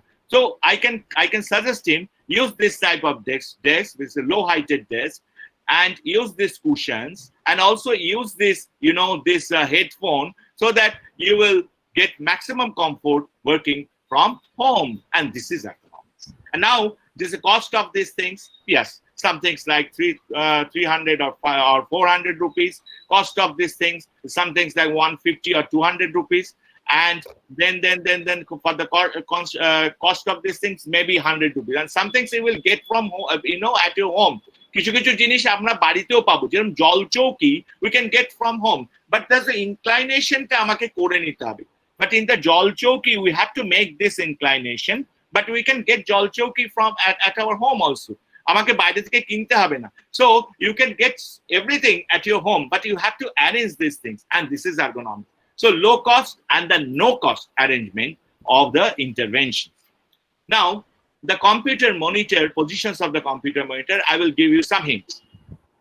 Place the monitor in a location that eliminates glare on the screen. এইখানে লোকটা in this way, if we place this monitor, you know, in front of the window, if the window is this side, window যদি চোখের সামনে থাকে, then you will feel glare. So the window should be at your side, maybe at your right side, maybe at your left side. But better that should be at your left side. Sometimes that should be at your left side. If you are right-handed person, and that should be your right side if you are left-handed person.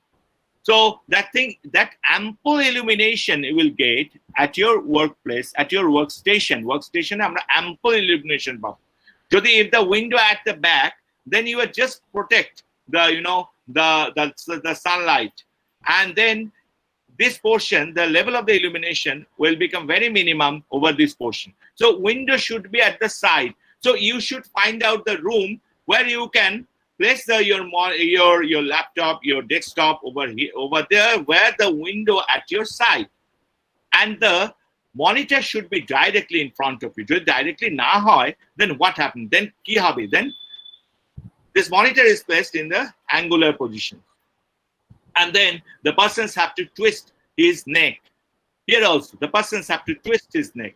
Here also, the persons have to twist his neck. Now, I changed these positions of the monitor. I placed it directly. And now, there's no twisting. And this twisting of the neck, you know, what is known, that is the musculoskeletal disorder, which is known as the tension neck syndrome. So here, the possibility of development of tension neck syndrome is minimum. But here, the possibility of tension neck syndrome is very high. So this is a very simple applications, and there's other things is 0 to 30 degree angle. So we never sit on the chair by making very straight our back. Our backটাকে বেশি straight করে আমি কখনো চেয়ারে বসি না, আমি একটু ঝুঁকে বসি. হ্যাঁ, so this slightly forward bending posture,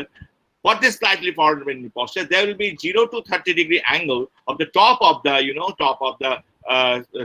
the monitor. So it should be below at your eye level, and then you will get maximum comfort.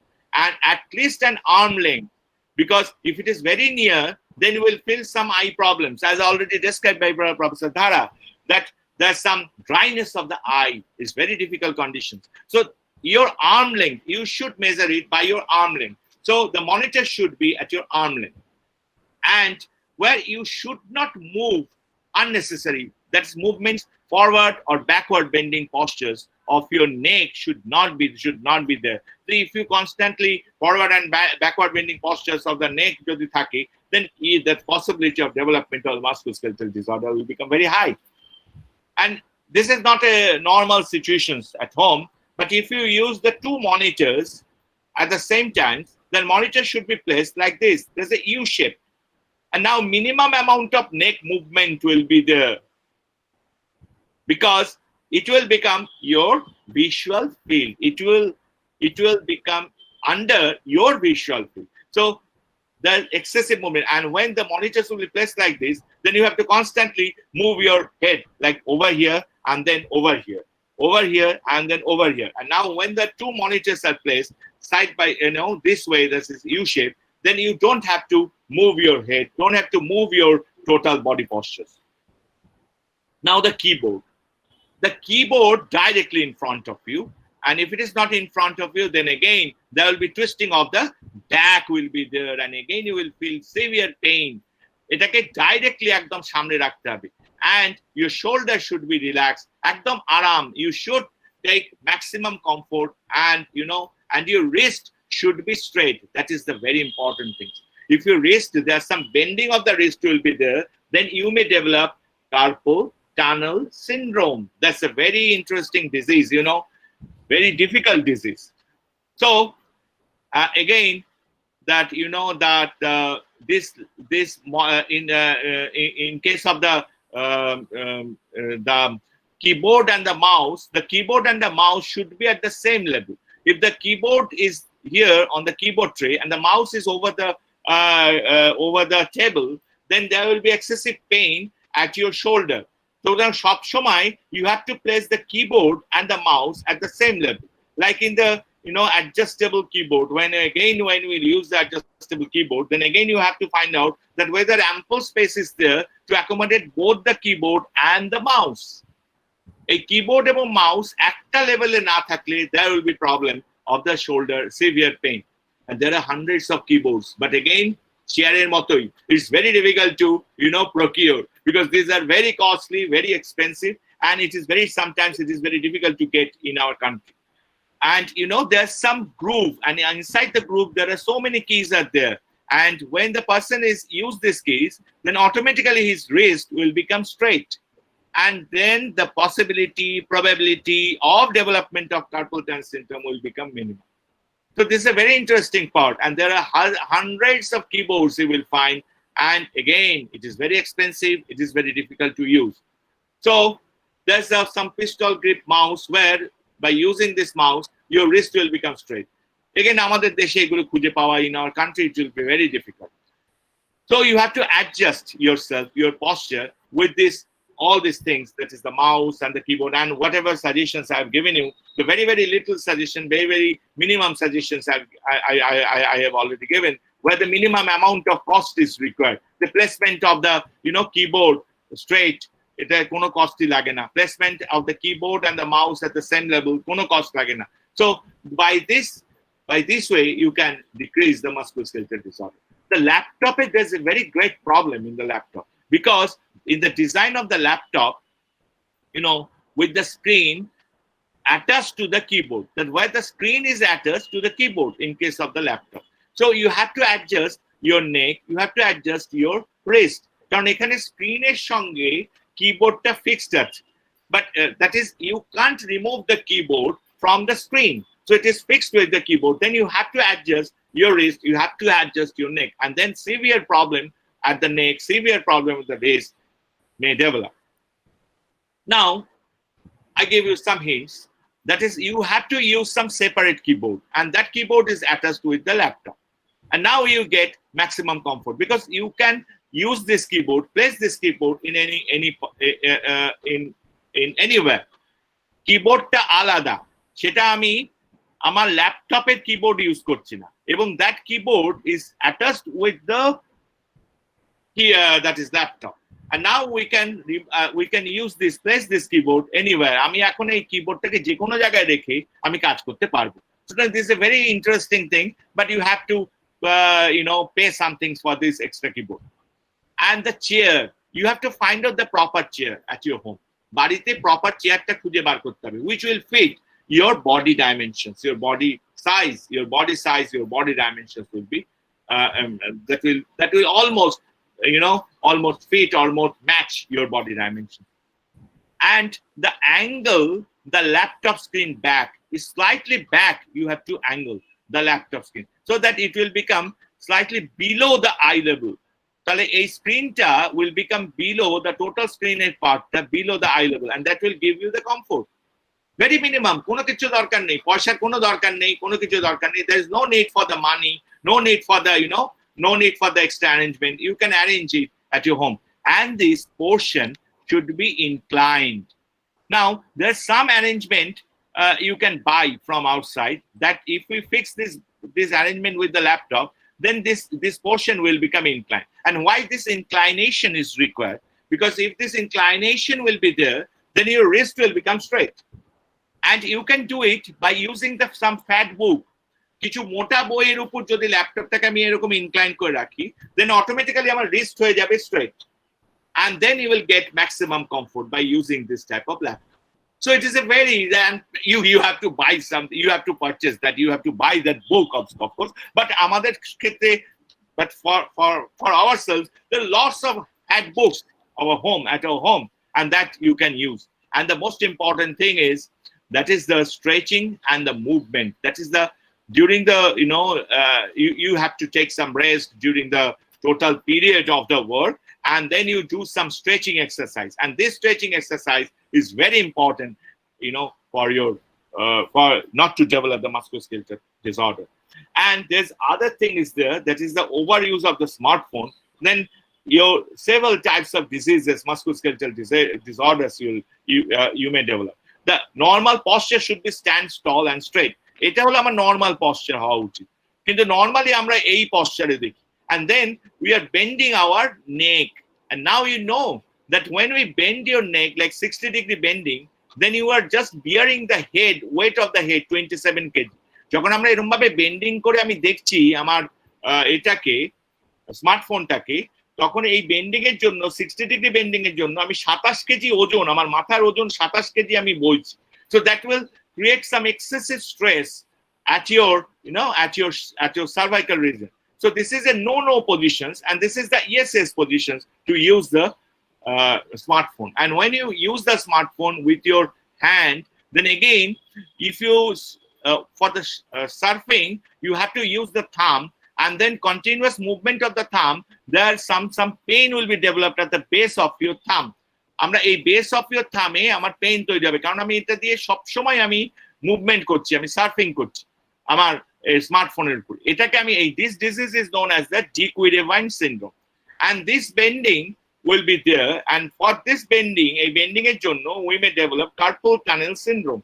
There's a, as I already told you, it's a very difficult disease, and maybe this type of like the tennis elbow or the golfer's elbow, that the lateral epicondylitis or the medial epicondylitis, এগুলোর জন্য এইসব disease গুলো আমাদের হতে পারে. This is the bending of these things. So take break is the first thing, and you have to take break during your work. একদম mobile phone ফেলে রেখে দেবো, সেই সময় আমি কিচ্ছু করব না. If the call will come, I will not respond to the call. And use voice to text features. Don't use your thumb every time. Use your voice, and then, or you use stylus. So if the stylus will not be there, if the voice, that thing is not be there, and if the take break is very difficult, এই take break নেওয়াটাও difficult হয়ে যায়, ভয়েসের কোনো option নেই আমার সেলফোনে বা আমার স্মার্টফোনে, স্টাইলাসও নেই, তখন আমি কি করব? Yes, you have to switch, you have to change hand. কখনো sometimes you have to hold it by your right, by your left hand, sometimes you will hold it by your right. And this switching of the hand will give you some amount of comfort. And the sitting standing workstation, yes, it is required. And also this footrest is required. But I will suggest you some inclined footrest, but sometimes it is very difficult. So some hard cardboard you can use for this, for this sittings, for this footrest. But where you will get this sitting standing workstation? Professor Dharao suggestion diyechen the sitting standing workstation is better. Yes, this is ergonomically designed, ergonomic suggestion, normal general ergonomic suggestion. But at home, where will get this sitting standing workstation? Yes, you will get. You will use your kitchen counter. Kitchen platform take use korun as your sitting standing workstation, and then you will get maximum comfort by working over there. You please try. আপনার একটা পয়সাও খরচা নেই. There is no money you have to spend for these things, but you will get 100% comfort. I will give you the guarantee that you will get 100% comfort when working over that workstation.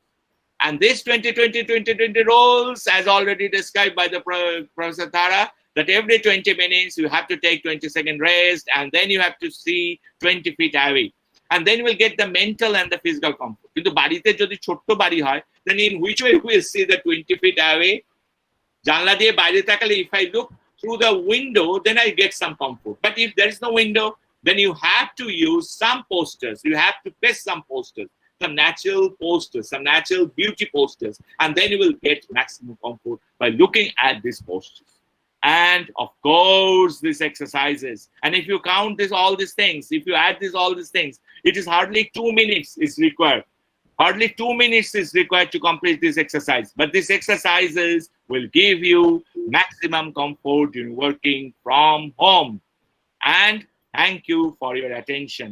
আমি অনেক ধন্যবাদ জানাই আপনাদের যে আপনারা অনেকক্ষণ ধরে আমার কথা শুনেছেন. Thank you for your attention. Now I am stop sharing my slide.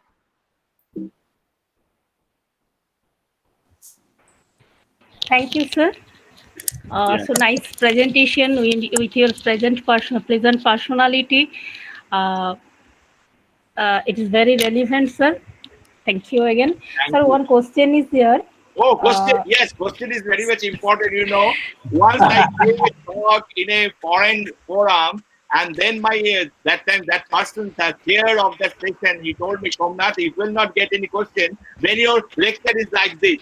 But if you get question, the lecture is like this. Question is enough. একটা question পেলেও ভালো. Yes, of course. Please. Buck Sainz asked you that is that anti-radiation chip or device which may be used in electronics gadgets can reduce radiation properly? এবার আমি বলি,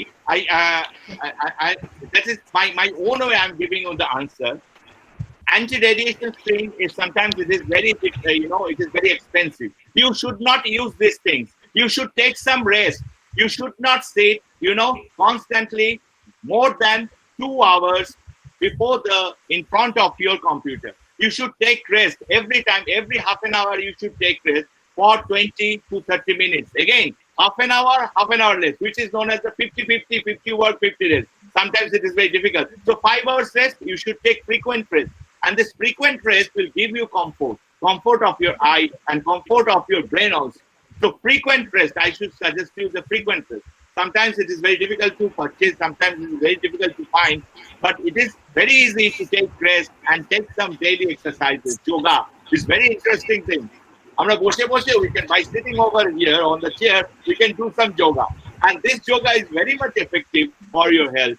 And no cost is required, no cost is required. And this is a very, very good suggestions, ergonomic suggestions. I think so. Thank you. Thank you, sir. You gave us a quality time with you. Be with us, sir. Thank you. Thank you. Thank you, sir. There is another question in the chat box.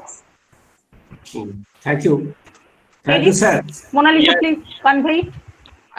Sir, Monalisa, just a minute.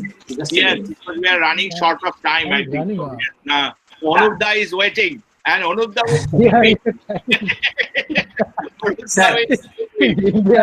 আপনার nice presentation, দারুণ। কি করতে হবে আর কি করতে হবে না, what's we would actually do and what don't. রিপিটেশনটা বোঝা যায়নি তো, রিপিটেশনটা প্রকাশদার রিপিটেশনটা আমার সঙ্গে বোঝা যায়নি তো, পুরোটাই দুজনে একসঙ্গে মিলেই করেছো। সেই জন্য খুব দুজনে একসঙ্গে মিলেই করেছো। আর কি খুব চালাকি করে বলতো। তোমরা দুজনে একসঙ্গে মিলেই বসে বসে চা খেয়ে করেছো। ভালো হয়েছে। Okay, thank you. Yes, nice.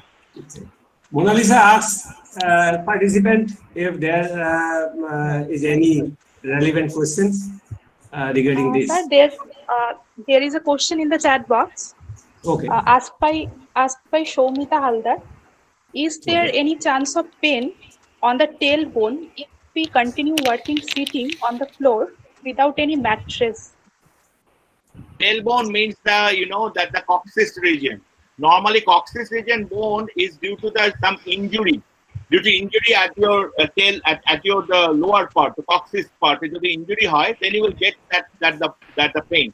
But whenever you will sit for longer duration, then in the floor, that's the beauty of the sitting on the floor is you can change your posture frequently.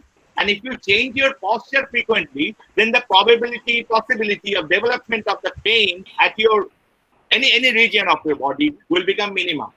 So that is the beauty of sitting on the floor. আমরা তো চিরকালই ফ্লোরে বসে পড়াশোনা করেছি। That here is given by European people because their body dimension is quite different. আমাদের that is the আমাদের Onubda will describe it very nicely. That তাদের body dimension, European body dimension is quite different from our body dimension.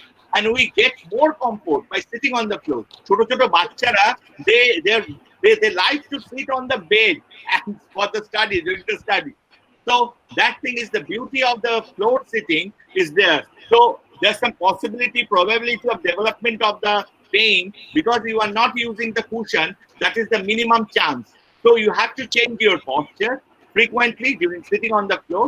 And if you want to use the cushion, then you just place this portion in between you and the wall, that wall, and then you will get some comfort at the region of the lower lumbar. You can get support. Yes, you can get. Yes. Any other question? Sir, there is another question. Shiv Shankar, এটা আমার দোষ না। India না time maintain sir, can we Yes. take this? Yes, please. This is the last question, and you should not Okay. ask any more questions. Okay? Now it is a time for rest and they're running behind the time. it is time for listen to Anudda also. Yes. Yes, please. না আমার কিছু বলার নেই Okay, but Paul, last question you can say. This is the last question. Yes, please. Okay, sir. Is there any positive effect of our health of using indoor plants on laptop or desktop table? Yes, the indoor plants means that is the indoor plants. Indoor plants means the plants inside your room. Yes, then also you can get comfort because the green color will give you some comfort at your eyes. If you look to the green colors, that will give some comfort. So if it is the colorful, different colors maybe, and then also you will get comfort. Yes, that's a very, very good effect. If you use these things, the indoor plant, if you place these things at your home, inside the room, not the home, inside the room. Yes. Thank you. Good. Thank you. May I carry on, sir? Principal, sir, may I carry on? Hello? Sir, your microphone. Of course, madam. Thank you. আমি তো প্রথমে স্যারকে thank you জানাবো দারুণ করে সুন্দর করে মানে নাইসলি প্রেজেন্ট করার জন্য, এত সুন্দর করে এত কি বলবো digestive হয়েছে। একেবারে palatable হয়। That's the problem in the online class or something like that. Taking the online class, আমার মনে হয় যেন আমি একটা দেয়ালের দিকে তাকিয়ে কথা বলছি। না স্যার, আমরা তো আপনাদের শুনতে পাচ্ছি। During my deliberations, I never find you over there on the screen. Reaction. I find that I'm talking, by looking at the wall. এটা ভীষণ ডিফিকাল্ট একটা কন্ডিশন তৈরি করে আমাদের সব টিচারদের, আপনাদের সবারই তাই প্রবলেম হচ্ছে যে পড়ানোর সময় একটা স্টুডেন্টদের ফেস দেখতে পাই না ডিউরিং অনলাইন টিচিং এর সময়। দিস ইজ ভেরি হ্যাঁ, এটাকে আমরা ওভারকামও করতে পারি, কিন্তু সেটা খুব কস্টলি। তার মানে পেছনের স্ক্রিনে কারা আছেন তাদেরকে দেখা যেতে পারে। রাইট, সেরকম করা যায়। এটাও করা যায়, এটাও করা যায়। That's not required also. That's not required. Yeah, ঠিক। Okay. Thank you, sir. Thank you. Thank you. Now, Dr. Onu Pudhikari is with us. Thank you, sir, and welcome for being with us continuously. He is an exercise physiologist, and he will introduce himself. I think it will be more interesting for us. We don't now, do it outside. Now it is your session, sir. কি করব? Sir, you may start your presentation. আচ্ছা, আমি present নাও করে দিই না? হ্যাঁ। Sir.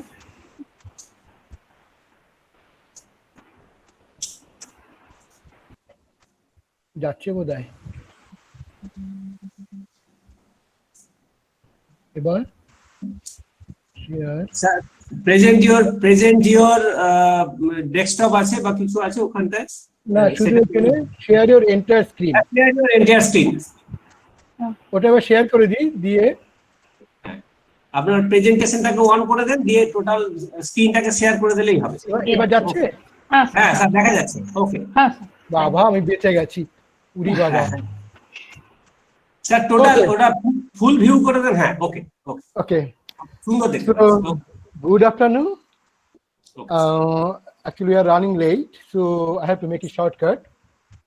So basically today I'm actually exercise physiologist. No, I'm not going to discuss about the what is the design and others.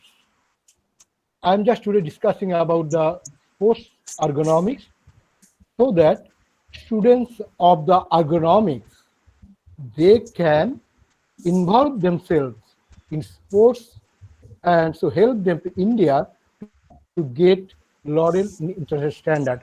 They can make that space. How they do it, that I will discuss. About me, I am actually exercise physiologist. I am criterion anthropometrist, actually level 4. I am international instructor for anthropometry. I look after North America and Indian subcontinent. Of course, I am a personal trainer. I'm Canadian fitness professional, and I'm a nutrition and wellness specialist. Basically, I am now exercise physiologist, plus personal trainer, and criterion anthropometrist. So let us start because we are running by the time. So let me start. So today my topic is influence of ergonomics in enhancement of sports performance. Okay. So first of all, how do we relate science of ergonomics and sports? I'm a personal trainer. I'm attached with the sports actually directly. I'm an exercise physiologist. I'm not an ergonomic specialist, but how we relate? Actually, of course, you know, ergonomics, what we know, it is interaction between man and machine.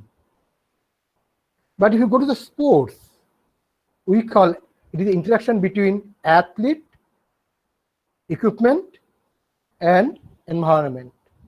That way, the science of ergonomics relate with sports. So that's why ergonomics focus on quantifying motor strategies in order to optimize human performance. Of course, you know, and ergonomics in sports is designed to improve the athletics performance and profitability. We are going to discuss that part by part. Ergonomic science supports the mechanical part of the movement and enhance the performance level of the athlete. And ergonomic science optimize the comfort, posture, injury by designing sports accessories, equipment, and environment, and reduce the injury to the athletes after working on the game environment. So in short, the science of ergonomics, what they do, they modify their physiology, basically physiology, modify, and they improve the accessories so that modifying technique can improve the performance of a sportsman and also reduce the injuries. That is the main theme of the sports ergonomics. We have to design, of course, Somnath and Prakash, they discuss about how to computer. I'm not going to that part. I'm going to discuss how ergonomics can involve themselves in sports by modifying, improving the technique and the equipments to improve the performance level. It is like a diet, ergonomic aid. You can say it is ergonomic aid to the sportsman. So that is the science of ergonomics, how we relate with the sports. So sports ergonomics. Of course, maybe it is new to you, but it's not new. It is not new. It is very old. In 1983, Thomas Riley, he's my teacher. He's a very famous exercise physiologist. Also, he worked actually on football. He's a very renowned exercise physiologist, also biomechanist. So introduced this term, sports ergonomics in the science of ergonomics. The sports ergonomics deals with the sports to enhance the sports performance and reduce the injuries. It's like ergonomic aid. What we do in the nutrition, we add some ergonomical aid to improve the performance by improving the physiological metabolism. Here ergonomics, they design the sports equipments, design the sports accessories, and enhance the sports performance. The same thing. That's we call it now sports ergonomics. Introduced by Thomas Riley in 1983. Let us start here. Now, ergonomic and sports science. So, the main aim of the ergonomics and sports science are closely tied together when taking human performance in consideration. Athletes have to optimize the level of their performance in relation to, suppose, for external demands. And this is an important part. No one can achieve world-class performance in a poor ergonomic environment. I'm talking because I look after the North America and across the other countries also.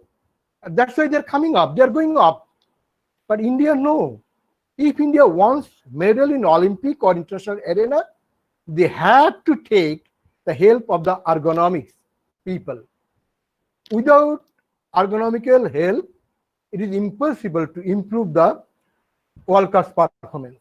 That's why ergonomic is so important. So those who are ergonomic student or those who work with the ergonomics, they have the big opportunity to involve themselves in sports and help the Indian sports to go to international standard.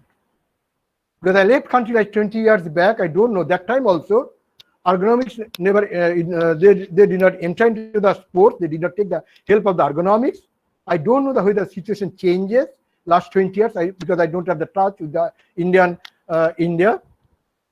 But those who are ergonomic students, they have a good opportunity. I request them, those who are interested in sports, they must involve themselves in sports ergonomics so that they can help India to get international, get Olympic medal or whatever in international arena.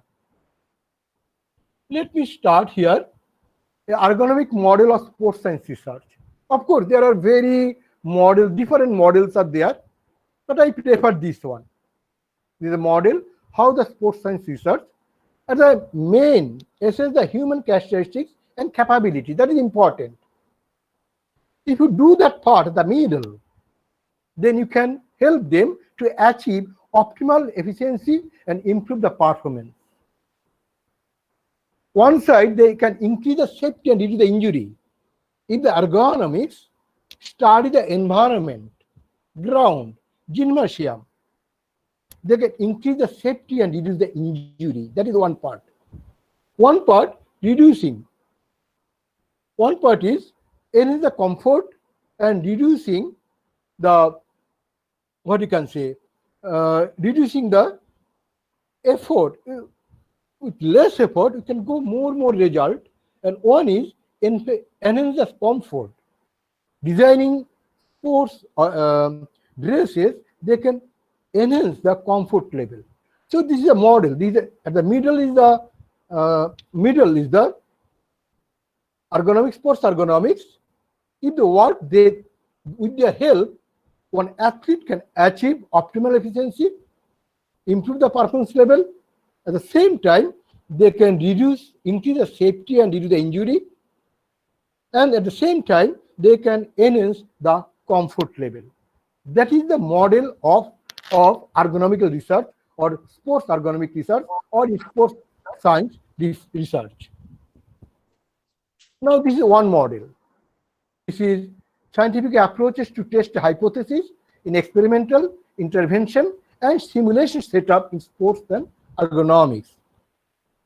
What actually we say the interaction between human and machine, or you can say interaction between athlete and sports equipments. That is biomechanics, you can say that side. So when the intervention is there, we have two things. One, movement to investigate what? Sports performance, working situation. I'm talking not of the working situation means on the ground situation, where they're practicing that situation. And then at the same time, musculoskeletal modeling. That time you need EMG. Basically, you need the EMG, musculoskeletal modeling, you need the EMG. And here, recording, that is biomechanical, physiological, kinetic, and kinematic, where you need basically 3D cameras. Totally biomechanics, you need the 3D cameras, you need the EMG, and then you can, whatever hypothesis you are planning, and to improve the sports performance, you can intervene that way. That is actually approach of sports biomechanics.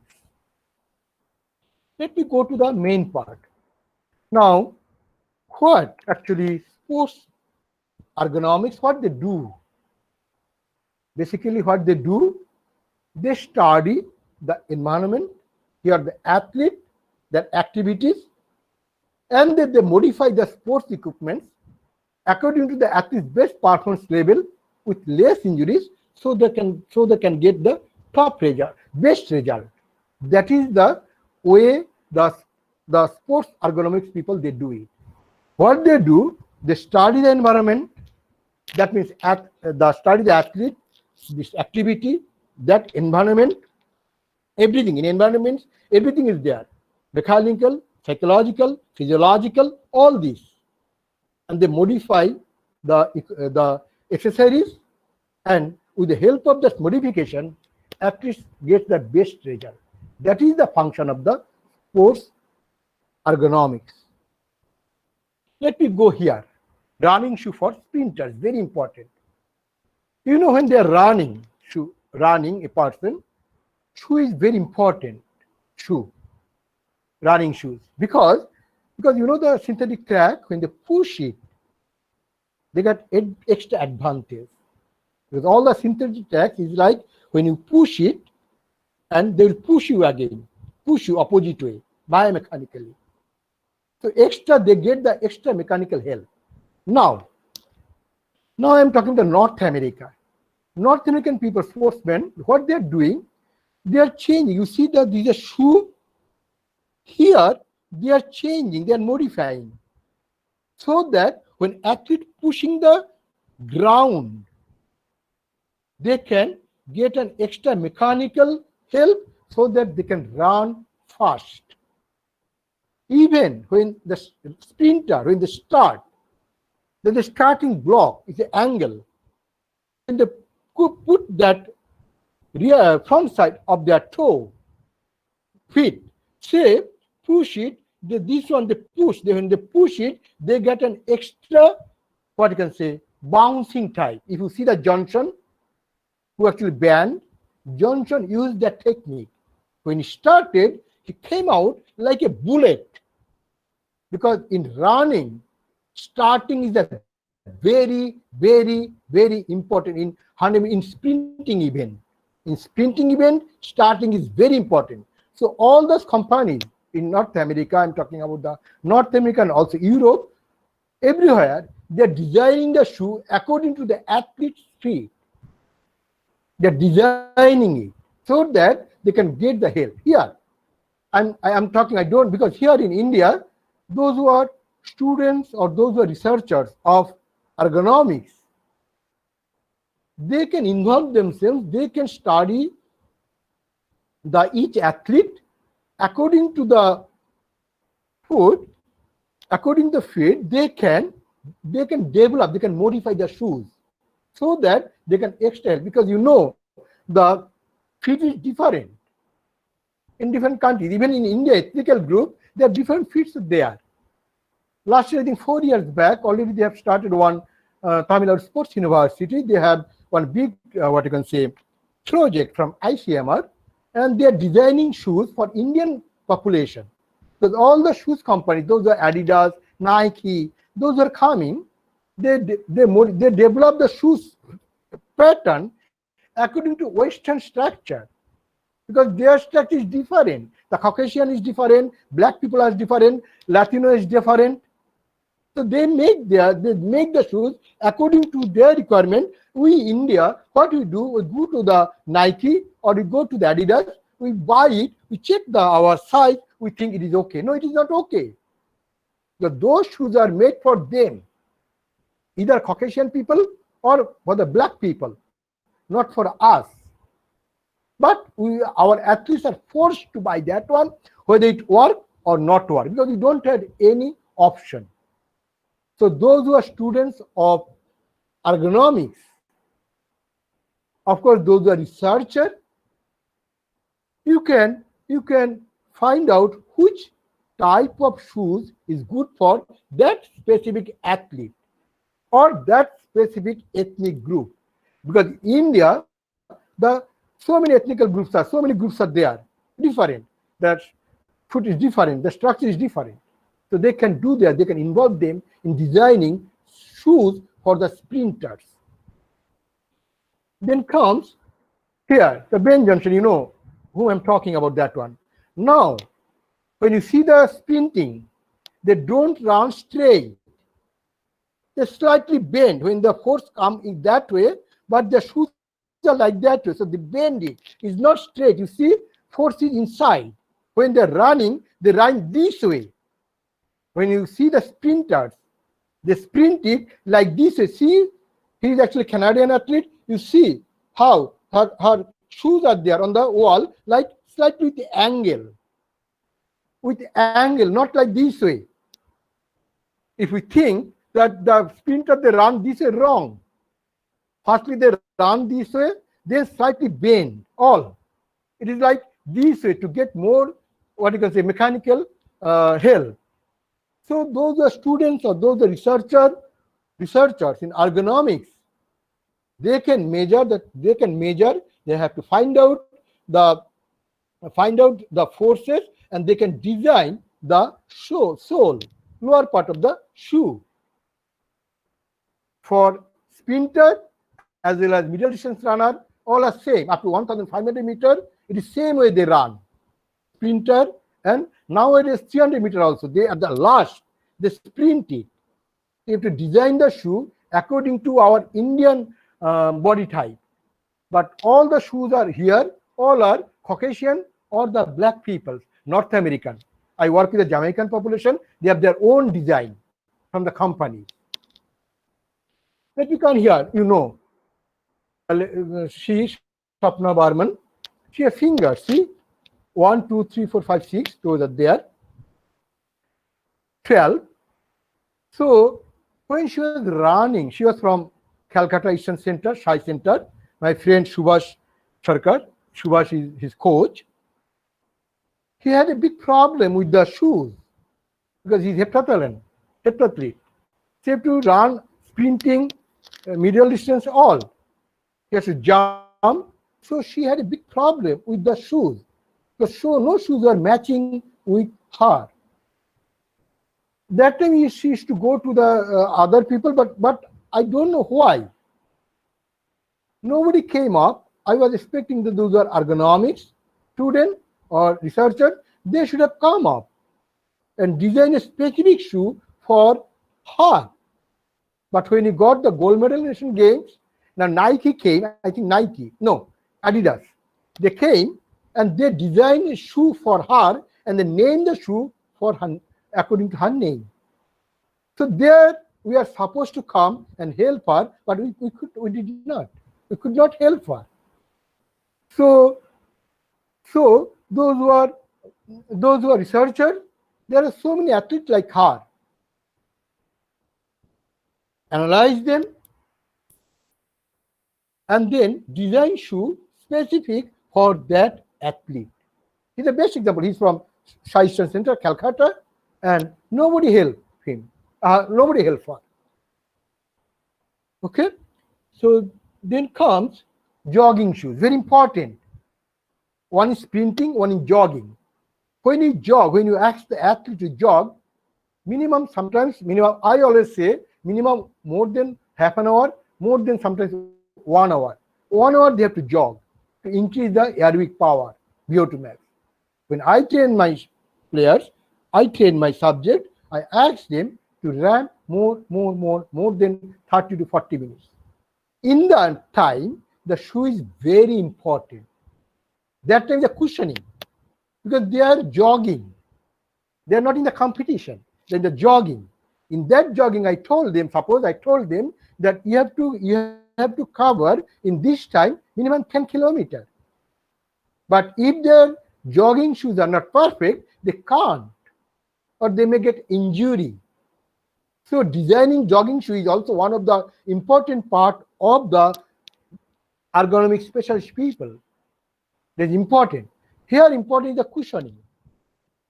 This cushioning actually, the shoes, the cushioning, they actually look after the human sensation, then physical phenomena, force, pressure, they do it biomechanics lab. Actually, you need a force platform. You have to find out the pressure and force, how they are applying. Then you have to perceive fit, whether it is discomfortable or comfort or pain. because all you have to, because easy, it is very not expensive. That that one not expensive. Then you have to choose the materials, which material to use it. Then you can apply the cushioning. The total circle. When you are applying the jogging shoes, you need human sensation, then physical phenomena, force, especially the force. You have force and pressure. You have to find out, and that is you need a good force platform, and then whether that specific person is feeling any discomfort or comfort or pain or injury, then you choose the material, which material you have to use it, and then it will complete. So that what are these are actually health, suppose energy, deceleration, because whether the person wearing the shoes when he is running, it is actually he can't complete energy. He's actually the shoe he is wearing, jogging shoe, he's using more energy. That you have to look after, less energy, time. Whether he can pass the 10 kilometers in this specific time. Compression, when the compression is perfect or not. Stiffness, when he's feeling stiffness. That all things is to consider. Then have to design the jogging shoes. How we'll do it, I'm not going to that part because I'm not a specialist on that part. But as an exercise physiologist, I need this jogging shoe. So those who are specialists in ergonomics, this is my demand, and you have to make that jogging shoe according to my demand so that I can jog, I can run for 30 to 40 or 50 minutes or 10 kilometers, 20 kilometers for a jogging shoe. So this is the way we do it. Next, coming to the pole, that's very important. Pole vault. Of course, you know the pole vault. Now, pole vault is actually one of the games in the Olympics apparatus, a peculiar, least regulated. You can change the length, you can design it accordingly, that way. So here in pole vault, the poles, they are made up now by fiber. Previously it is a bamboo, now it is a fiber. They get a mechanical help. Now the problem is all poles are designed according to Western body type, Western athlete. Because I work with the Jamaican population, they measure their athletes. They may, according to them, they make they design the vault. The problem is Indian athletes are short, not that height, not that muscular, not that powerful. Their grips are bigger. Those are Jamaican, bigger. You can't believe the grips.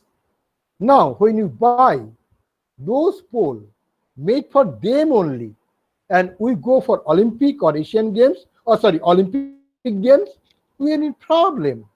That's why we have to, those who are sports ergonomists, they have to design the poles according to our Indian body type, according to our Indian structure, according to our Indian muscularity. They're more muscular. You can't believe how muscular, because I'm an anthropometrist. The Jamaican population, their minimum muscularity is minimum 7 to 8. Whereas our Indian athletes, I'm talking the 20 years back, also I measured now also, maximum 5. They're more muscular. Grips are big. So when they're holding the poles and they're running, they're getting more advantage. So to help our Indian sports in pole vaulting, the ergonomic specialists, they should design the poles according to our Indian norms and Indian body type. Then only we can get a result, good result. We have everything, but we don't have our own pole.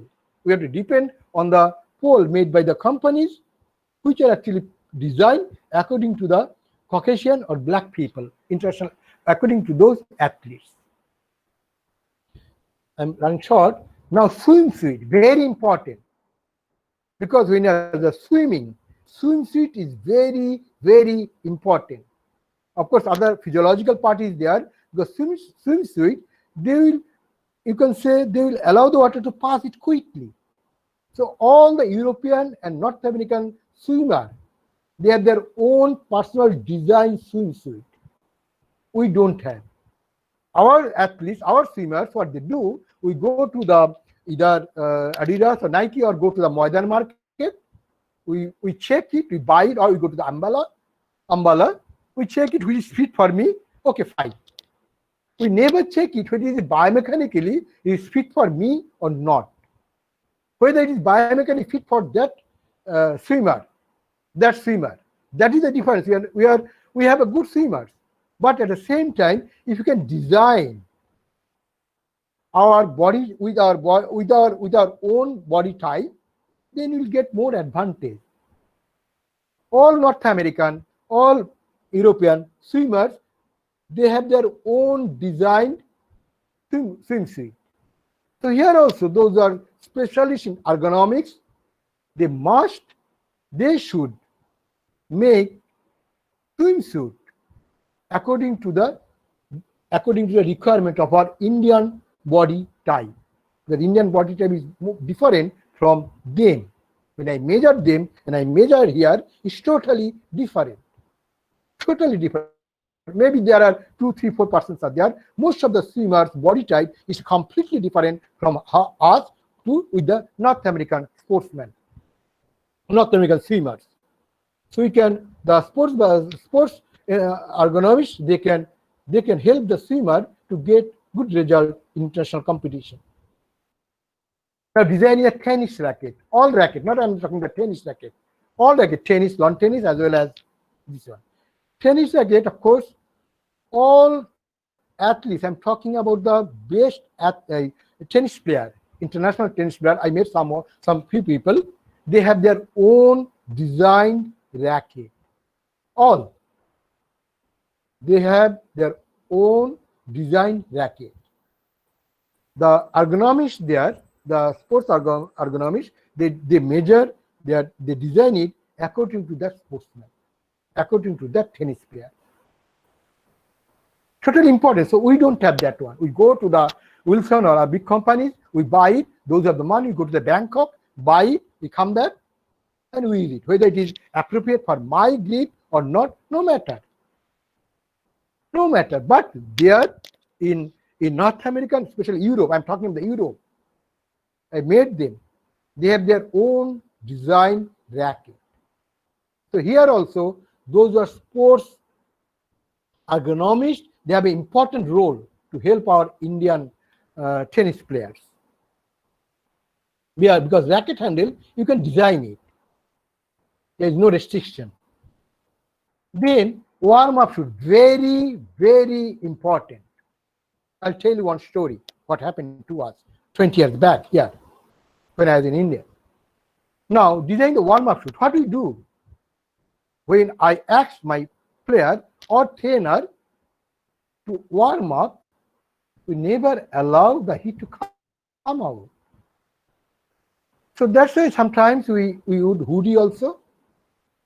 We have special dress for warm-up suit with special shape. Nowadays, this is a patent. This is North America, especially Jamaican players, they made these two design so that air can be inside and he should not come out when they're practicing. And also use for when I train my trainee in gym.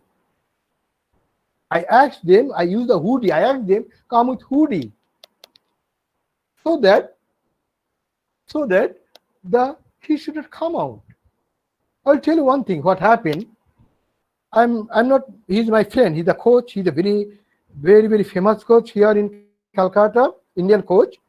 I'm thinking, I think 20 years back when he went to Seoul Olympic, temperature, though it's a summer Olympic, temperature came down that day. And the girl was a very good athlete, but she could not practice. The temperature was different. They did not have the specific warm-up suit with her. So she could not do any good result, but she was very good athlete. She came back and she got a medal over here. That is, I'm not blaming my friend, he's a very good coach, because he doesn't have the warm-up shoe. Nobody designed. What we do, maximum those who are, we go to the Ambala, we buy it. Those who are at Calcutta can't go to the Ambala, go to the modern market. Oh, this warm-up shoe is perfect for me. Oh, it's fit for me. Fine. No. It should be designed for the athlete when they are warming up, according to the game also. According to the game also. So those are ergonomic special. I request them to design warm-up shoes for our Indian sportsmen. Because I have a bad experience 20 years back. She was a very good athlete. Coach was very good coach. And he's my friend. He was my friend. He's still my friend. But because temperature came down like that way, she could not practice in the morning. Sad part of our Indian sports science, or what you can say. I'm not blaming, but that is a sad part. We don't have our own design warm-up suit. Now, designing sports helmet, very important. Because helmet for safety. For the safety, it is very important to design sports helmet. All the countries, I'm talking of the North America, also Europe. Every cyclist, they have their own design helmet. It is aerodynamics as well as safety. If you see those who are in that is marathon run in France the Tour. In France the Tour cyclists famous. All the cyclists, they have their own design sports helmet. In India, we don't have. But if you can't design or manufacture our own sports helmet, what we can do, we can buy the sports helmet which is designed for the Western cyclist. We can buy it, or we can take it, and we can check it whether it's fit for the cyclist or sportsman or not. In 2016 arena, they are using this is called helmet fit index. The index starts from 0 to 100. So we always prefer it should be more than 70 or 80%, more than 80 point or 80% fit. So if we can buy or we can select the sports helmet which is available in the companies or available in the market, then we can test how much fit that helmet with a specific sportsman or specific cyclist. So we can use the helmet fit index. It is Arena 2016. If you Google it, you'll find it. Totally biomechanics. Actually, he has done on anthropometry and biomechanics. They mixed it up. 3D camera. Because I'm not a biomechanist, but they use it. I saw them. The laboratory, they have that one, and they measure the anthropometry properly, and they design it. And they find it whether the helmet is fixed for or not. You can see the helmet fit index. You can use it whether the helmet available in the market is fit for the cyclist. It's very important injury part in cycling, because when they in the velodrome, if you go to the velodrome, it's totally 45 degrees. This 100, totally 45 degrees. It is like that. So if something wrong happens, if they actually fell down on the ground, they may have some injuries and dangerous injuries. So here, those are ergonomic specialists. They can use the helmet fit index. I think you do it. You know, those are ergonomic specialists. Shomnath and Prakash, I think they use this one, but I'm not a specialist in that way. Very easy. Now, I'm a personal trainer. I feel problem when I do practice over there. In the gym, the problem, first one designing, and then I'm coming to the equipments. In the gym, I went some gyms over here in Calcutta. They are not scientific, totally unscientific, unhealthy. That is against the ergonomics. totally against ergonomical design. Most of the, not most, except the Gold Gym, because they are international. So those who are ergonomic specialists or those who are sports ergonomics, they can go, they can design the gymnasium of the athlete. I'm not talking about the private. I'm talking where the athlete they practice, they can design the gymnasium according to ergonomics, ergonomic rules, or they follow the ergonomics. Number two, the equipments. First is the this is called Olympic rod. When you do lifting, there is two types. One is local. I have here local. One is Olympic. Normally we use the Olympic because the weight is around 50 pounds. Now this Olympic rod, which they sell it over here, their grip is according to the Caucasian people, according to the black people, Jamaican people, according to the North American people, European people, especially the Olympic rod, that one. We don't have their own. What we do, we go to the market and we go to the market, we buy the rod and we come it. But in a gymnasium, there are so many athletes are there, grips are different. So when they practice with the different grip, they will not practice it perfectly, and moreover, the chances of injury, safety, we are compromising the safety using different type of bars. So those ergonomic specialists, they can design the Olympic bar, this bar, what should be our ideal, our Indian context. They can do it. Then the weight lifting plates. The lifting plates, you know, is heavy, 45 pounds, maximum is 45 pounds. When you're lifting it, if the grip is not perfect, that may cause injury to the sportsman. Suppose an athlete, he has to practice. He is not in practicing, that is, I am talking about the non-seasonal time. He had to practice in the gymnasium. He tried to lift the plate, but that when your grip is not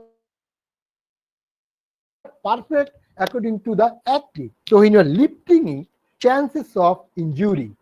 So those who are sports ergonomic specialists or those who are ergonomic specialists, they can design the grip according to our Indian context. Here they don't do. Into Gambala, if you go to the different companies, they just buy it or it is like that, they can hold it. Just they make it like that way. They don't design according to measuring the informatic, according to our Indian context, measuring the grips and everything. And one more thing is a dumbbell, very important.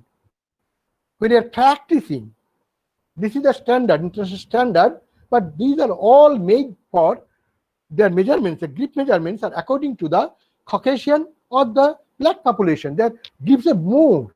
When I practice it, this one there in my country means there in North America, I have a problem. I can't lift it properly. Same problem, they face it here. The athletes, when they go to the gym, they don't have proper dumbbell according to their own hand grip. So the sports ergonomics students or researchers, they can design according to an Indian context. Now this table, where we lift it, chest press, or when you press it, chest press. Very important, because what we made, they design it according to their body type, their biochemical, they are all more than our Indian structure. So they design it according to the Western body type. We don't have our own, or maybe small, maybe big. But if it is not perfect, suppose on my national level athlete, he went to the gym, and the table, that chest press or that bench press, that bench is not perfect for her or him. It may cause injury, because when you are lifting it like that way, it should be like this. But my height, right, the rack, it is too high. So when or too low. So I'm putting it like that way, it may cause injury. So it's too low. What is we are available in the market? This equipment is too low. And if I put it like that way, chances are there I have injury over here. It should be like that. So you can design these weightlifting plates, drawers, and benches according to our Indian context. So in the gym we have. I'm sorry, I'm Ranga Pratap. So this is actually running short. This one. Those sports ergonomics in Paralympic games, they can participate, they can participate, they can use them. So the issue is Indian. So there you have to design. You have to design artificial age for proper performance level. You can design it, him. He's from South Africa and she's from India. So you can design according to their requirement. Because this is my sub-part, Paralympic sub-part for them. So you can design it. And one more sub-part over here. This is Special Olympic. You know the Special Olympic? Okay. Those who are actually not developed like that way mentally, or what you can say, we call physically handicapped, we call physically challenged. We don't use the word handicapped. It's illegal. Physically challenged. For them, it is Special Olympic. For them, the sports ergonomics or ergonomic specialists, they can design equipments to reduce, not the performance, to reduce the injury, safety, because they are not intelligent like that. Okay, they have intellectual disabilities. They are not that type of developed like a ordinary children. So there is chance of injury, not the performance. We never think about the performance. When it becomes first or second or third, we think about their pleasure and we think about their injury part, safety. So here, the sports ergonomics or those are specialists in ergonomics, they can come forward and design their shoes, design their clothes, design some other gloves and kneecap according to their requirement to reduce the injury, to improve the safety part. These are my soft corner, the Special Olympics, but you can participate over there. Now, this one also, sports ergonomics in wheelchair sports. You know the wheelchair sports, it is there all over everywhere. So there you have to design it according to the sportsman, to design the wheelchair according to the sportsman, because they have to lift it. Suppose the same design should not be, the wheelchair design should be different for him, for her, for them, and like that way, because they are playing basketball. They have to move, they have to move it. But here, the weightlifting, they have to lift it. Clean and jerk, lift it. So design of this wheelchair should be different from design of the person who is playing basketball, because they have to move and they have to throw. Again, that will be different person who is playing lawn tennis, because he needs force, he have to do that one. So this should be fixed and this should be movable. Here, whole position should be fixed because you have to lift it clean and jerk totally on the table, on the wheelchair. The design should be so that it passes like that way, it passes like this way. While the basketball player, they totally like that way so that they can move it quickly. They can move it quickly. So those who are ergonomic specialists, they can really, those who have become sports ergonomics or sports ergonomic specialists, they can involve themselves. This will be a good job for them. It will be a pleasure that we can help them, we can look after their safety. So in short, because I'm running out of the time, so thank you very much for watching this one. I don't know, because I'm not a specialist in ergonomics, but what I have seen across the world in the biomechanics lab, where they are using the ergonomics that way. So thank you very much, and thank you others. Thank you very much. So let me stop sharing. I've done it, I think. So what should I do now? Thank you, sir. Thank you Okay, very end of much the for slide. your very good presentation. Okay, now I can't see anything. Presentation. Yeah. So thank you. Now I am asking to our participants. There are Yeah. 120 or more participants in online. I am asking them. Okay. One of them. I can't see. Should I? Somnath Saha, Assistant Professor Physiology. Somnath Saha. Am I audible, sir? Yes, sir. I'm audible, but I can't see anything. That's why. Okay. Am I audible? Yeah, I'm audible. I'm Somnath also Saha audible to asking a you. question. Light upon. Yeah. Of course, sir. Of course. Somnath Saha, Assistant Professor Physical Education of our college, asking a question. Please light upon isokinetic exercise instruments and why it is more useful. Not clear because one. Am I please, sir? I can't hear.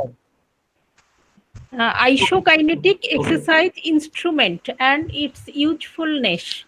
Asked by Dr. Oh, Somnath isokinetic equipment. Okay. That is different. Isokinetic equipment is very expensive. It is around 1 crore rupees. It is isokinetic. We don't have. I think we have in Chennai. One is there.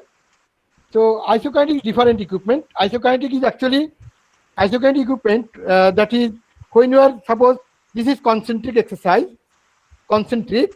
So all the way the load is same. So that is not available. That is very expensive. Isokinetic machine is expensive.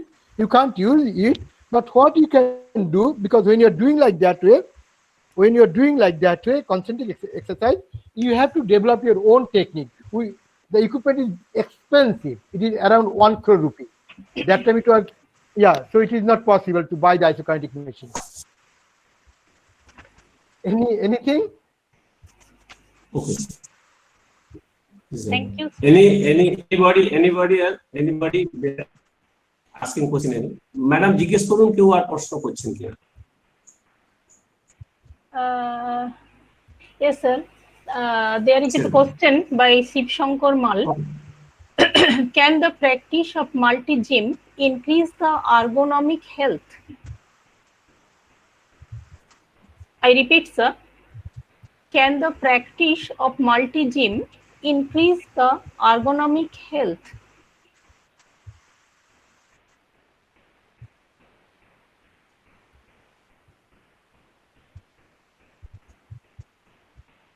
What Is it okay? he asking? He is asking if he do practice in multi-gym, Yeah. is it be useful to improve his ergonomic health? Yes. But the problem is, yes, of course, because it is on you. Normally we use the 1 RM because you don't have the equipment, isokinetic equipment. So you can use the 1 RM, but don't use the old technique of the 10 RM. What we do a percentage of the 1 RM. So you can use the 1 RM, then easily you can develop it. 1 RM. Of course, if he is a physical trainer, he knows how to calculate the 1 RM. But there is one easy way. Suppose for bicep curl, if I can lift suppose 100 pounds, so we start suppose 60%. We can start with the 60 pounds or 80 pounds. So that way they can do it. That is on him. Yes. No more questions, sir. Thank you. Yeah, thank you. Because you have presented a new area of ergonomics before our audience. Thank you, sir. Yeah. Thank you again. What should I do now? You have to off your present now option. And I am requesting you to be with us.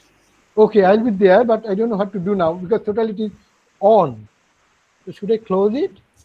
Yes, sir. Madam sir আপনার স্ক্রিনে যেখানে presentation আছে ওখানে দেখুন ওই স্ক্রিনের উপরেই লেখা আছে স্টপ প্রেজেন্টেশন আপনার স্ক্রিনের উপরেই লেখা আছে stop presentation CBT is already stop then okay I think stopped. I think so.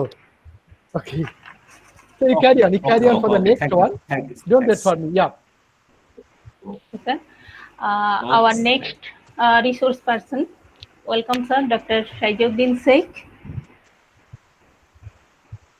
Yes, Dr. Shaijuddin Sheikh. Hello. Hello sir.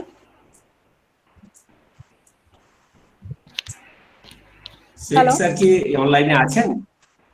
Hello. Please ask. Hello. Ha Please sir, ask. yes sir. Yes sir. He is here Yes. with us. Welcome sir. Our next speaker, Okay. So Dr. Shaijuddin Sheikh. He completed his MSc in Physiology and B.Ed in Vidyasagar University, India. Masters in Public Health in Mahidol University, Bangkok, Thailand. He completed his PhD in Nutrition in Calcutta University, India. He has postdoctoral training in nutrition, University of Illinois at Chicago, USA. Training on advanced statistics and data analysis from Johns Hopkins University, USA. His present affiliation is Associate, Department of International Health, Johns Hopkins University, USA. Other affiliation as Consultant and Visiting Scientist, Society for Applied Studies, Kolkata, India. He supervises graduate and master students, Institute of Nutrition and Food Science, Dhaka University, Bangladesh. He supervises the PhD students of Johns Hopkins University for data collection in the field. Sir, you have more than 50 peer-reviewed high impact factor international journal.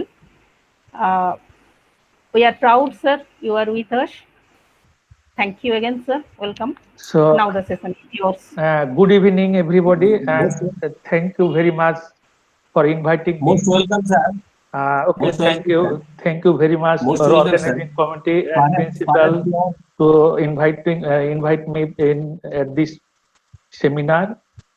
So this seminar is related, that is the ergonomics. So the body fitness is very important at workplace.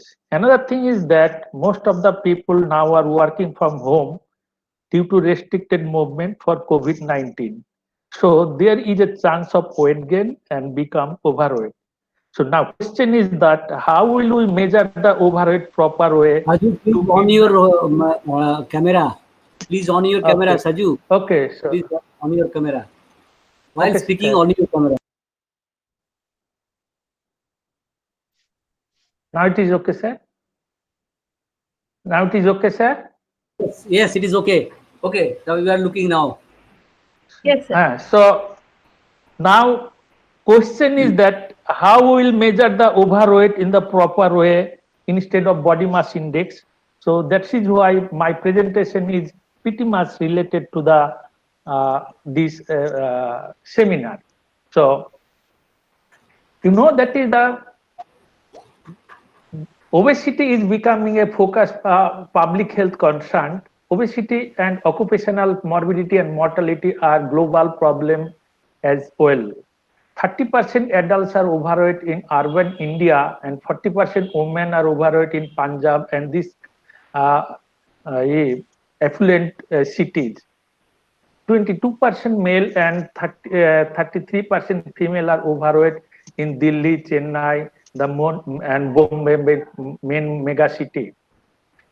Employed adults spend a quarter of their lives at work. The pressure and demand of work may affect their eating habit and activity pattern, which may lead obesity. These are pressure can lead to occupational injury and illness. Obesity may affect both work opportunity and performance. Obesity modifies the relationship between workplace exposure and health outcome. Obesity has a significant association with absenteeism. Obese workers were found to be 1.7 times more likely to high level of absenteeism. Obese workers also tend to incur greater productivity loss than non-obese workers. The Insurance Information Institute anticipated higher cost of overweight workers. Another thing is that the role of obesity to the following occupational hazard, that is heat exertion and heat stroke in a hot environment, physiological strain during performance of hard work, respiratory strain and disorder during hard work, accident involving equipment operators and other duties, decompression, sickness, and high altitude tolerance. Ultimately, obesity should be considered a significant occupational health hazard. Obesity increases the risk of certain occupational diseases like musculoskeletal disorder, cardiovascular disease, high cholesterol level in blood, type 2 diabetes, asthma, occupational distress, and vibration injury, induced injury. So, if we think that is that to keep the fitness of the body, we need to measure the body weight and body fatness proper way. This is why objective of this presentation is to discuss different type of techniques for obesity measurement, to highlight advantage and disadvantage of different type of techniques, and recommendation for proper techniques for obesity measurement in factory worker and community worker. So now we see that is the based on body mass index, according to WHO published in Lancet 2004, that is the body mass index cut point is different for different population. Like for Asia, for overweight, body mass index is greater than 23. For obesity, it is greater than 27. Whereas for Western population, overweight is for 20 greater than BMI greater than 25 and obese people greater than 30. But if we consider the fat mass percent in the body, then overweight is greater than 30% fat for female, but for male, fat mass percent greater than 25. But for obesity, fat percent is greater than 35 for both male and female. So this is why if we consider the body mass index, it is different for different population. Like for Asian, underweight is less than 18.5 and not acceptable range in 18.5 to 23. That is upper part for Asian population. Increased risk is 23 to 27 and greater than 27 is higher risk. However, for Western population, underweight is same like 18.5, but for normal range is 18.5 to 20.5, and 20.5 to 30 is increased risk, but greater than 30 is higher risk. So you see that is the, although we always think that is the obese body mass index is greater than 25 is overweight for all population, but not. It is different for different population. In the Asian population, it is also different in different countries, even in different pocket area. So in previous slide, I saw that is the for Asian population, overweight is 23, but in Indian population published in 2001 in Delhi, you see that is the obese body mass index is 19 for fat mass greater than 30 for female, and male greater than 25% fat is, that is the body mass index is 21.5. So it is for both sexes, BMI is less than even Asian cut point. In China, you see that is for female 22.5 for 30% fat, greater than 30% fat. For male is 22.1 for 25% fat. It is also less than 25 for Asian cut point. In Bangladesh, if we see that is the 21 body mass index, fat percent is 30%. So if we think that is the for Asian cut point body mass index is 23, but it is different for different population. So it is not appropriate. 23 cut point of BMI is not appropriate for different country in Asian population. So now you see the picture. It is very much interested. That is, I see there is two men. Left one is Western men, right one is Indian men. Both of them are body mass index 22.3. But however, their fat percent is far different. So 22.3 fat body mass index, but his fat mass is 9.1.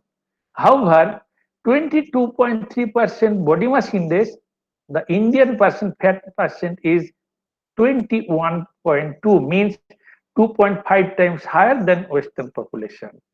So actually, what is the body mass index? Actually, body mass index is a weight and height square ratio. So if the athletic person, if you calculate the body mass index of athletic person, muscle man, this body mass index will be high. It does not mean that is the fat mass percent high. So means for particularly for Asian population, body mass index underestimate the fat mass percent. So we should measure the body fat percent, and then we can identify the overweight and obesity based on fat mass percent instead of body mass index, because lot of morbidities and mortalities are related to the fat mass percent in our body. So we should calculate the fat mass percent not just based on that body mass index.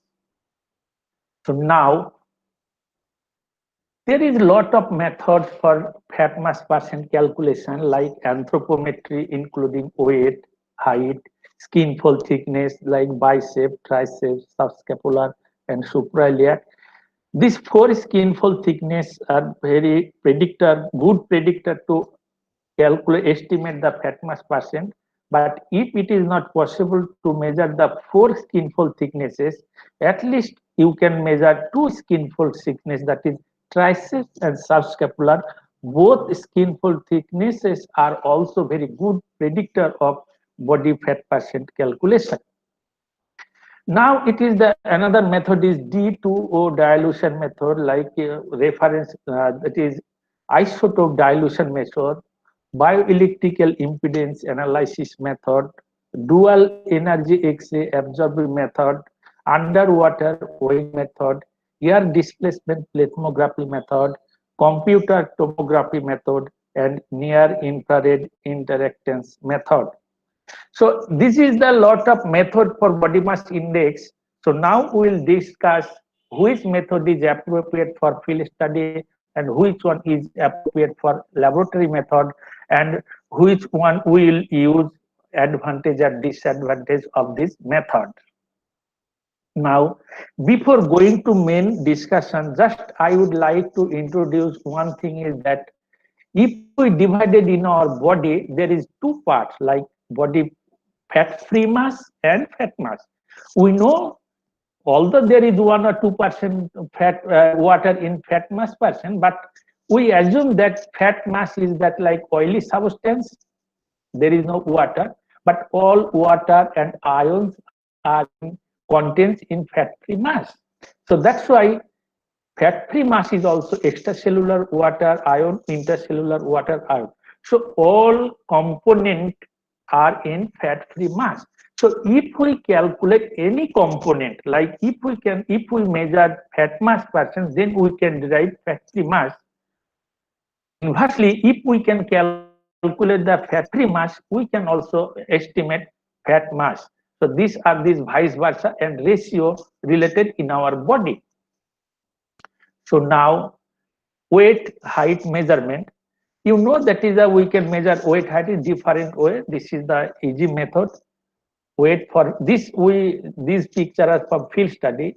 This is the backrest, that is the laboratory method, that is wall fixed stadiometer. Another is tape stadiometer that you can use for field purpose at home in the community study.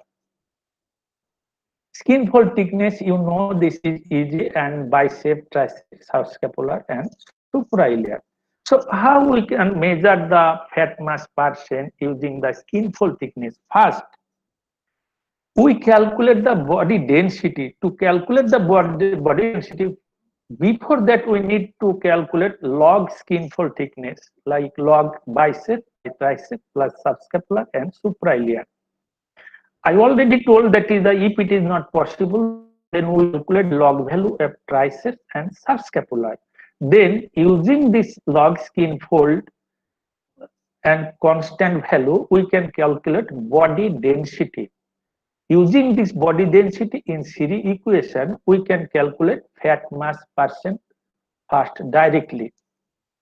Then I already told that is that if we measure any one component, we can measure another component easily. Now we know that is the 73.2% water is in fat-free mass percent. So it is called hydration factor of fat-free mass.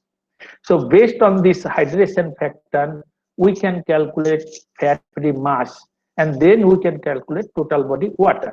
So what happened in our body, like we call the body composition, like body water, fat-free mass, and fat mass. So in this method, first we can calculate fat mass, then fat-free mass, then total body water. This is a very easy method. So now advantage. This method is very easy, no mass, no skill, do not require much time, non-invasive, inexpensive, portable, and we can apply anywhere in the field or community or laboratory, and in all age group also. Disadvantage is that technical source of error mostly concerned with subcutaneous fat measurement, but in Asian population there is mainly central obesity people. In this case, there is a little problem to measure, estimate the fat accurately. Another limitation of the skin fold thickness method is that may not be ideal measurement for very lean people or very obese people. But it is a very reliable method to calculate the fat mass percent easily. Another method, this is called, that is the dilution method. It is isotope dilution method, gold standard method to calculate the body composition or fat mass in our body. So this is the method of the dilution. Procedure is that first, in this case, first we measure the body weight, then we calculate the dose using 1.5 gram per body weight. We ask the woman to urinate, then we collect the baseline saliva. Baseline sample means we can collect saliva, urine, or blood, then administer the dose, then provide 75 ml water to ensure that all total dose alone. We allow them 3 hours to equilibrate the isotope in the whole body. Then we collect the follow-up samples, keep minus 20 degrees, then analyze it. So what is the chemistry of this equation? To know that is the V1S1 equal to V2S2.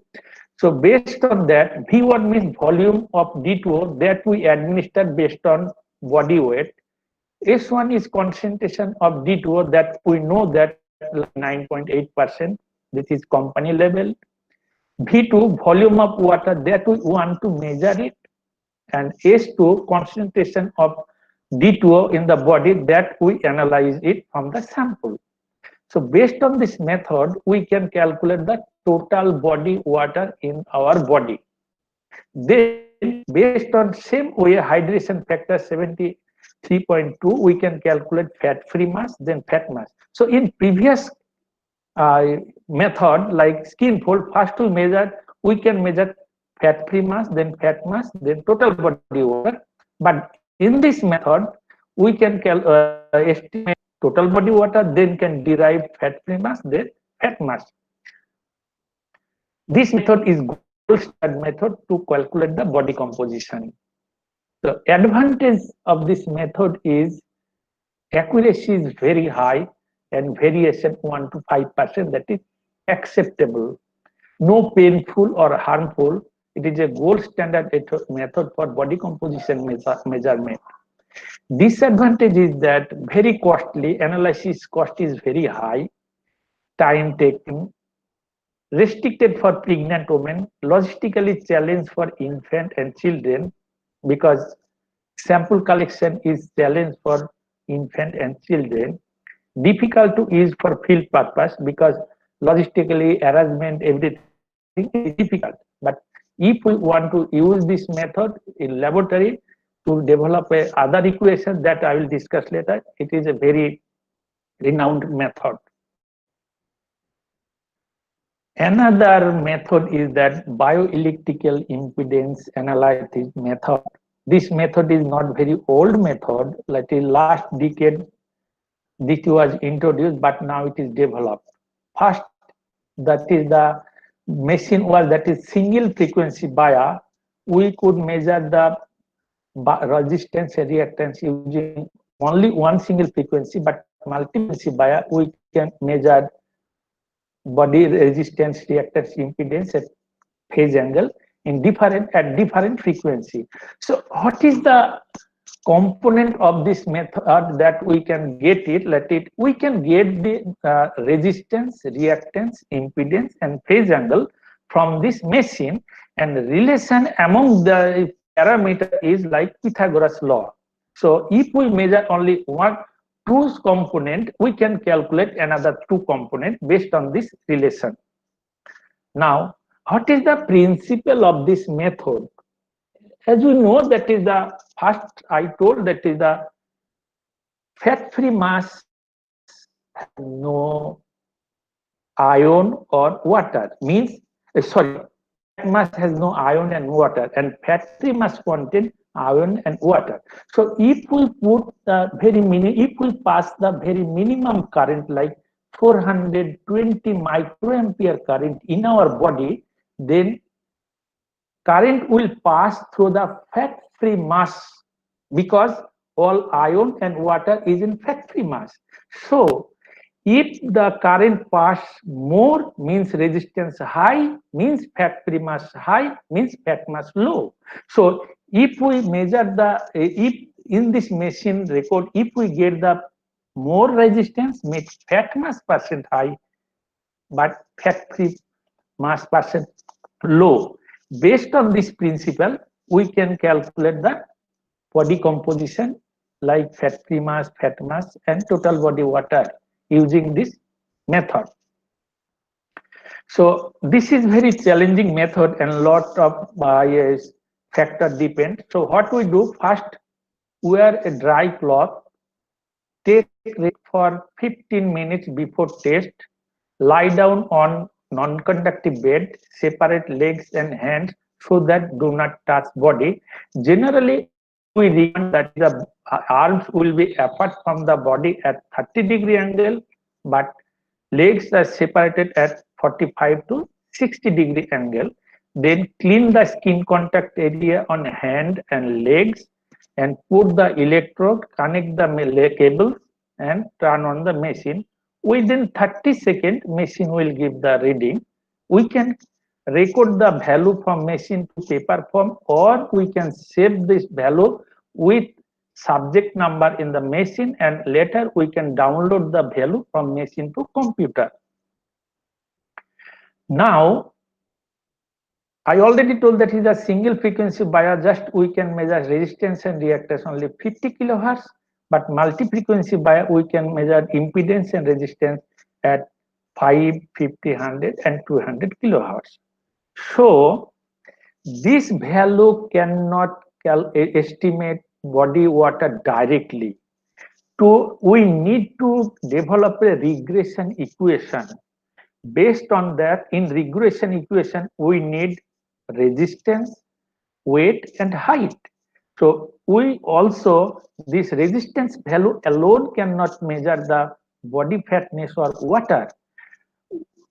We will have to put the value of weight, height, and resistance in an equation. Then we can calculate the total body water, then calculate fat-free mass and fat mass. So this machine also first calculate total body water, fat-free mass, and fat mass. Advantage is that this machine is very easy, no need much more knowledge of subject and operators. Testing itself takes less than a minute. The unit can be easily transported to another one place to another place, and this is the power operated and battery operated, so we can use in the field level without power using the battery. Disadvantage is that this method is a higher standard error, tend to consistently overestimate the for lean people and underestimate for obese people, and by a machine accuracy depend on different variable like conductive bed, subject preparation, subject cooperation, etc. Now, some dual energy X-ray absorptiometry method. You know that is that this method that scan the body and estimate the bone density, fat-free mass, and fat mass. So in our body, this method can measure extra component like body density separately. So what happens in this machine? In this machine, there is a Brojek and Siri equation developed based on Caucasian population. So when we scan our body using this DEXA machine, this body calculate the first fat-free mass and fat mass directly. Based on that, again we can calculate the total body water. Advantage of this machine is that this is the radioactive exposure is low, DEXA is quick, no one does not have to wear a bathing suit or skinny clothing.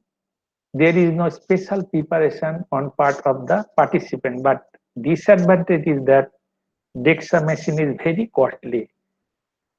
We can use it only for laboratory method. It is not possible to carry or for field purpose, not applicable for pregnant women. But this method is gold standard method for fat-free mass and fat mass measurement, and dilution method is gold standard method for total body water measurement. Now, this is the very old method, is the underwater weighing method.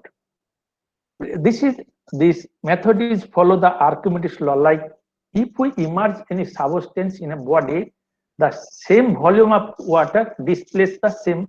This substance displaces the same volume of water. So there is a lot of things need to, that is the residual volume adjustment, or so many things we need. It is a very complicated method. But first we measure the body volume using this machine. Then using body volume and body weight, we can calculate body density. Then using the body density in Siri equation, we can calculate fat-free mass, fat mass first, then fat-free mass, then total body water.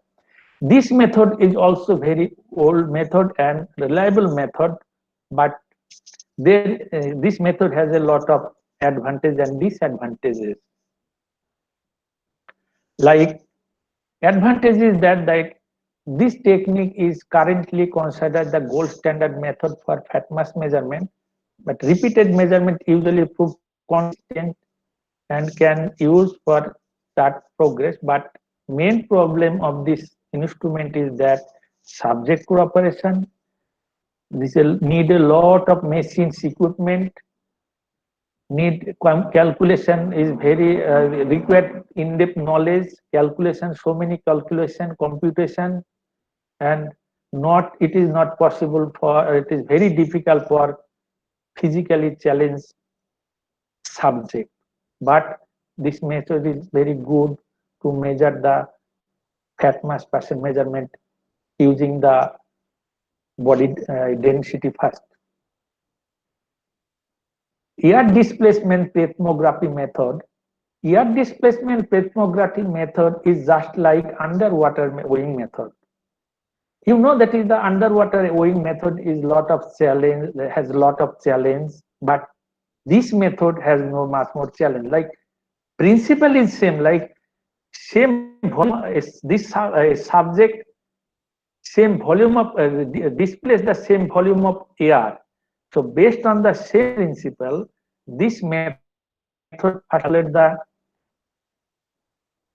body volume, then using the body volume and body mass, we can calculate the body density. Then same way we can use the Curie equation and calculate fat-free mass, fat mass, then fat-free mass, then total body water. This method advantage is that does not require getting weight, no difficulties to operate, measurement time is short, well suited for special population like children, all kind of subject. We can use this machine for all kind of subject, but disadvantages is very costly, and it is only for, we can use only for laboratory method and not possible to carry for field study and other purposes. But accuracy of this machine is very high. Now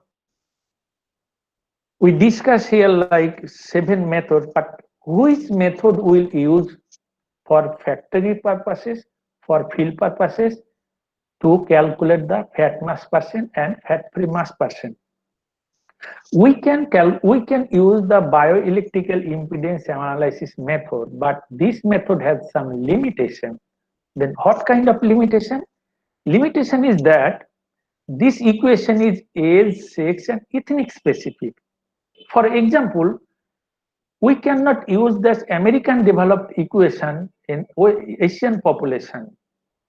Even in Asian population, we not use the children equation for adult equation. Even in Asian, we cannot use a female equation for male purposes. So these are the limitation of this method, but it is very easy, very cost reliable, and we can measure it. So then what we can do that? First, if we want to measure the body composition like fat-free mass or fat mass using this method, we have to develop a regress equation against the gold standard method like detour dilution method or air displacement thermography method or DEXA method.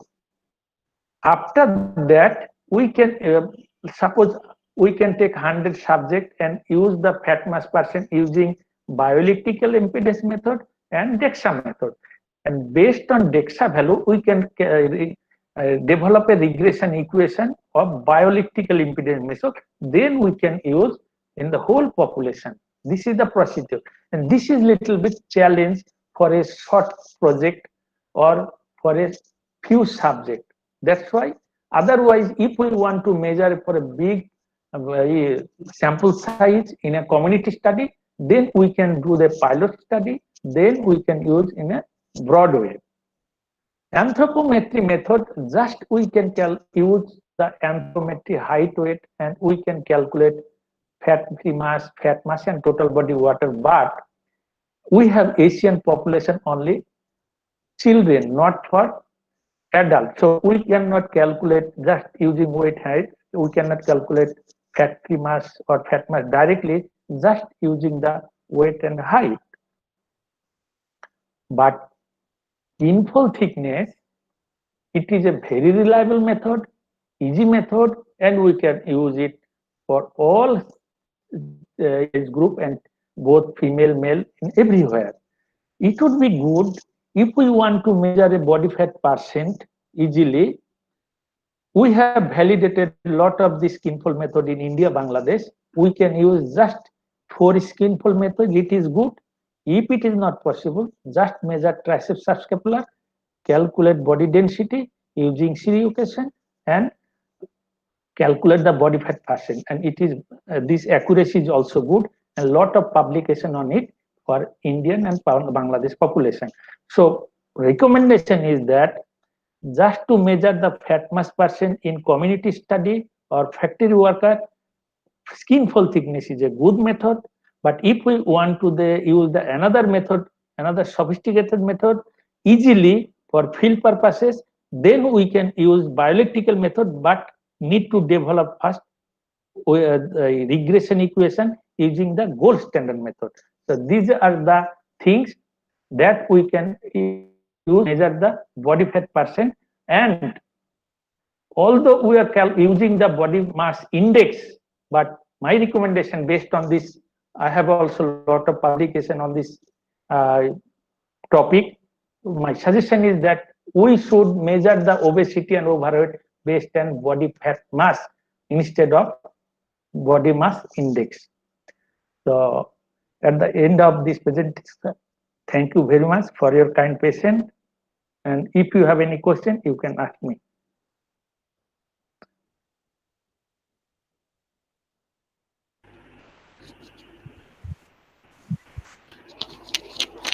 Thank you, sir.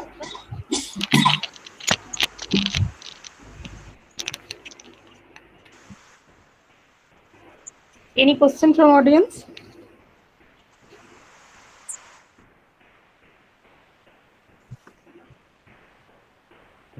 Sir, I have a question, sir. Yes, sure. In diabetic patients, can BMI being a parameter for detection of loss in body protein or anything? I already told that is the fat percent. Actually, fat percent is related to the diabetic. So it would be good if we want to measure the fat mass. If we want to suggest them, then calculate the fat percent. Then based on fat percent, we can do that. But as recommended, WHO recommended 23. Most of the practitioners use the 23 BMI population.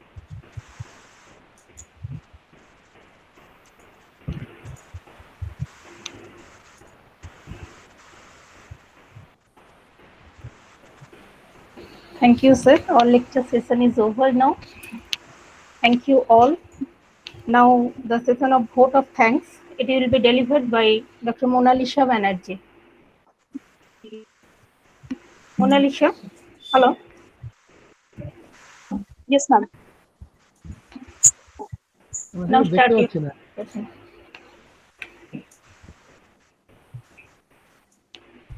Good evening. Good evening, everyone. We have reached to the end of the session. First and foremost, I would like to thank our technical team, organizing team, and advisory committee in the excellent support system. Take mic, yes. Just a second. First and foremost, I would like to thank our advisory committee organizing team and technical team for being the excellent support system to make this webinar a success. Thanks to our eminent speakers, Professor Dhara, my respected PhD guide, Professor Gangopadhyay, Dr. Odhikari, Dr. Sheikh, and thank you, sir, for this engaging and informative session. Next, I would like to thank Dr. Manush Ranjan Bhuiya, Honorable President of the governing body and the Chief Patron of today's webinar. Then I would like to convey my sincere thanks to our Principal Sir, Professor Tapon Kumar Dotto, the patron of this webinar, for being the backbone. Thank you, sir. And finally, I would like to give a special thanks to the participants. Thank you all. Thank you. খুব ভালো বললেন। Thank you, sir. সবাইকে অনেক অনেক অনেক sir, সবাইকে সব আমাদের এমিনেন্ট স্পিকার স্যারদেরকে বলবো, আমাদের প্রফেসর প্রকাশ চন্দ্র ধারা, আমার স্যার বটে, ফৈজুদ্দিন শেখ স্যার, অরূপ অধিকারী, সোমনাথ স্যার, আপনাদেরকে অনেক অনেক ধন্যবাদ এত আপনাদের মূল্যবান সময় দেওয়ার জন্য। এতে কিন্তু অনেকেই উপকৃত হয়েছেন, অনেকেই আমাদের থ্রু আউট দ্য কান্ট্রি অনেকে পার্টিসিপেন্ট ছিলেন। আপনাদেরকে অনেক ধন্যবাদ জানাই যারা আমাদেরকে দেখেছেন অনলাইনে এবং আমাদের এই ভিডিও শেয়ারিং এর মাধ্যমে, অর্থাৎ আমাদের গুগল মিটের মাধ্যমে। সবাইকে ধন্যবাদ জানাই এবং সব যারা পার্টিসিপেন্ট আছেন অন্ততপক্ষে তাদেরকে বলি যে আপনারা ওয়ারিড হবেন না আপনাদের সার্টিফিকেটের জন্য। তার কারণ যারা আমাদের এই রেজিস্ট্রেশনের মাধ্যমে করেছেন, জাস্ট আমাদের ওয়েবসাইটের এই ওয়েবিনারটা শেষ হওয়ার সাথে সাথে আমাদের এই সার্টিফিকেটের ব্যবস্থাটা অটোমেটিক্যালি অন হয়ে যাবে। আপনারা কোড দিলেই সার্টিফিকেট আপনারা ডাউনলোড করে নিতে পারবেন অটোমেটিক্যালি, আপনাদের কিছু করতে হবে না, আমাদের ওয়েবসাইট থেকে আপনারা পেয়ে যাবেন with QR code. Thank you madam, আপনাকে জানাই সব থেকে অন্যরকম ধন্যবাদ এই কারণে যে আপনি খুব অল্প সময়ের মধ্যে সুন্দর একটা অর্গানাইজ করেছেন এই ওয়েবিনারে।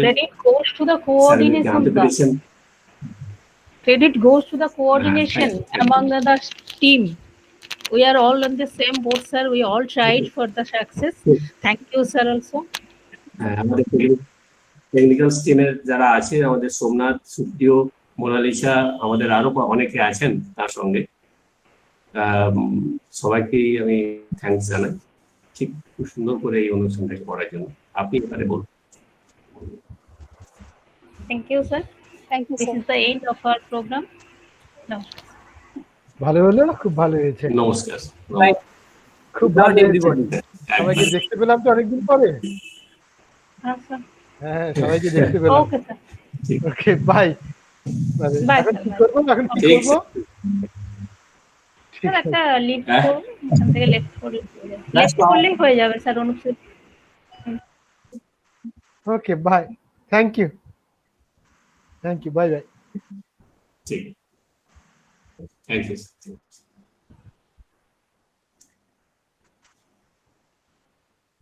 ম্যাডাম আপনি কি আছেন এখনো লাইনে? নেই, মনে বেরিয়ে গেছে। স্যার আপনারটা এখনো কিন্তু অফ হয়নি, এখনো আছে। এখন আপনি স্ক্রিনে হাত দিলে দেখবেন ওই, হ্যাঁ না, স্ক্রিনে আপনার কিবোর্ডে হাত দিলেই দেখবেন একটা ওই ইয়ের মতো আছে, টেলিফোনের মতো একটা ইয়ে আছে, বাটন আছে, ওটা ক্লিক করলেই ওটা বন্ধ হয়ে যাবে, অফ হয়ে যাবে। ঠিক, হ্যাঁ ঠিক।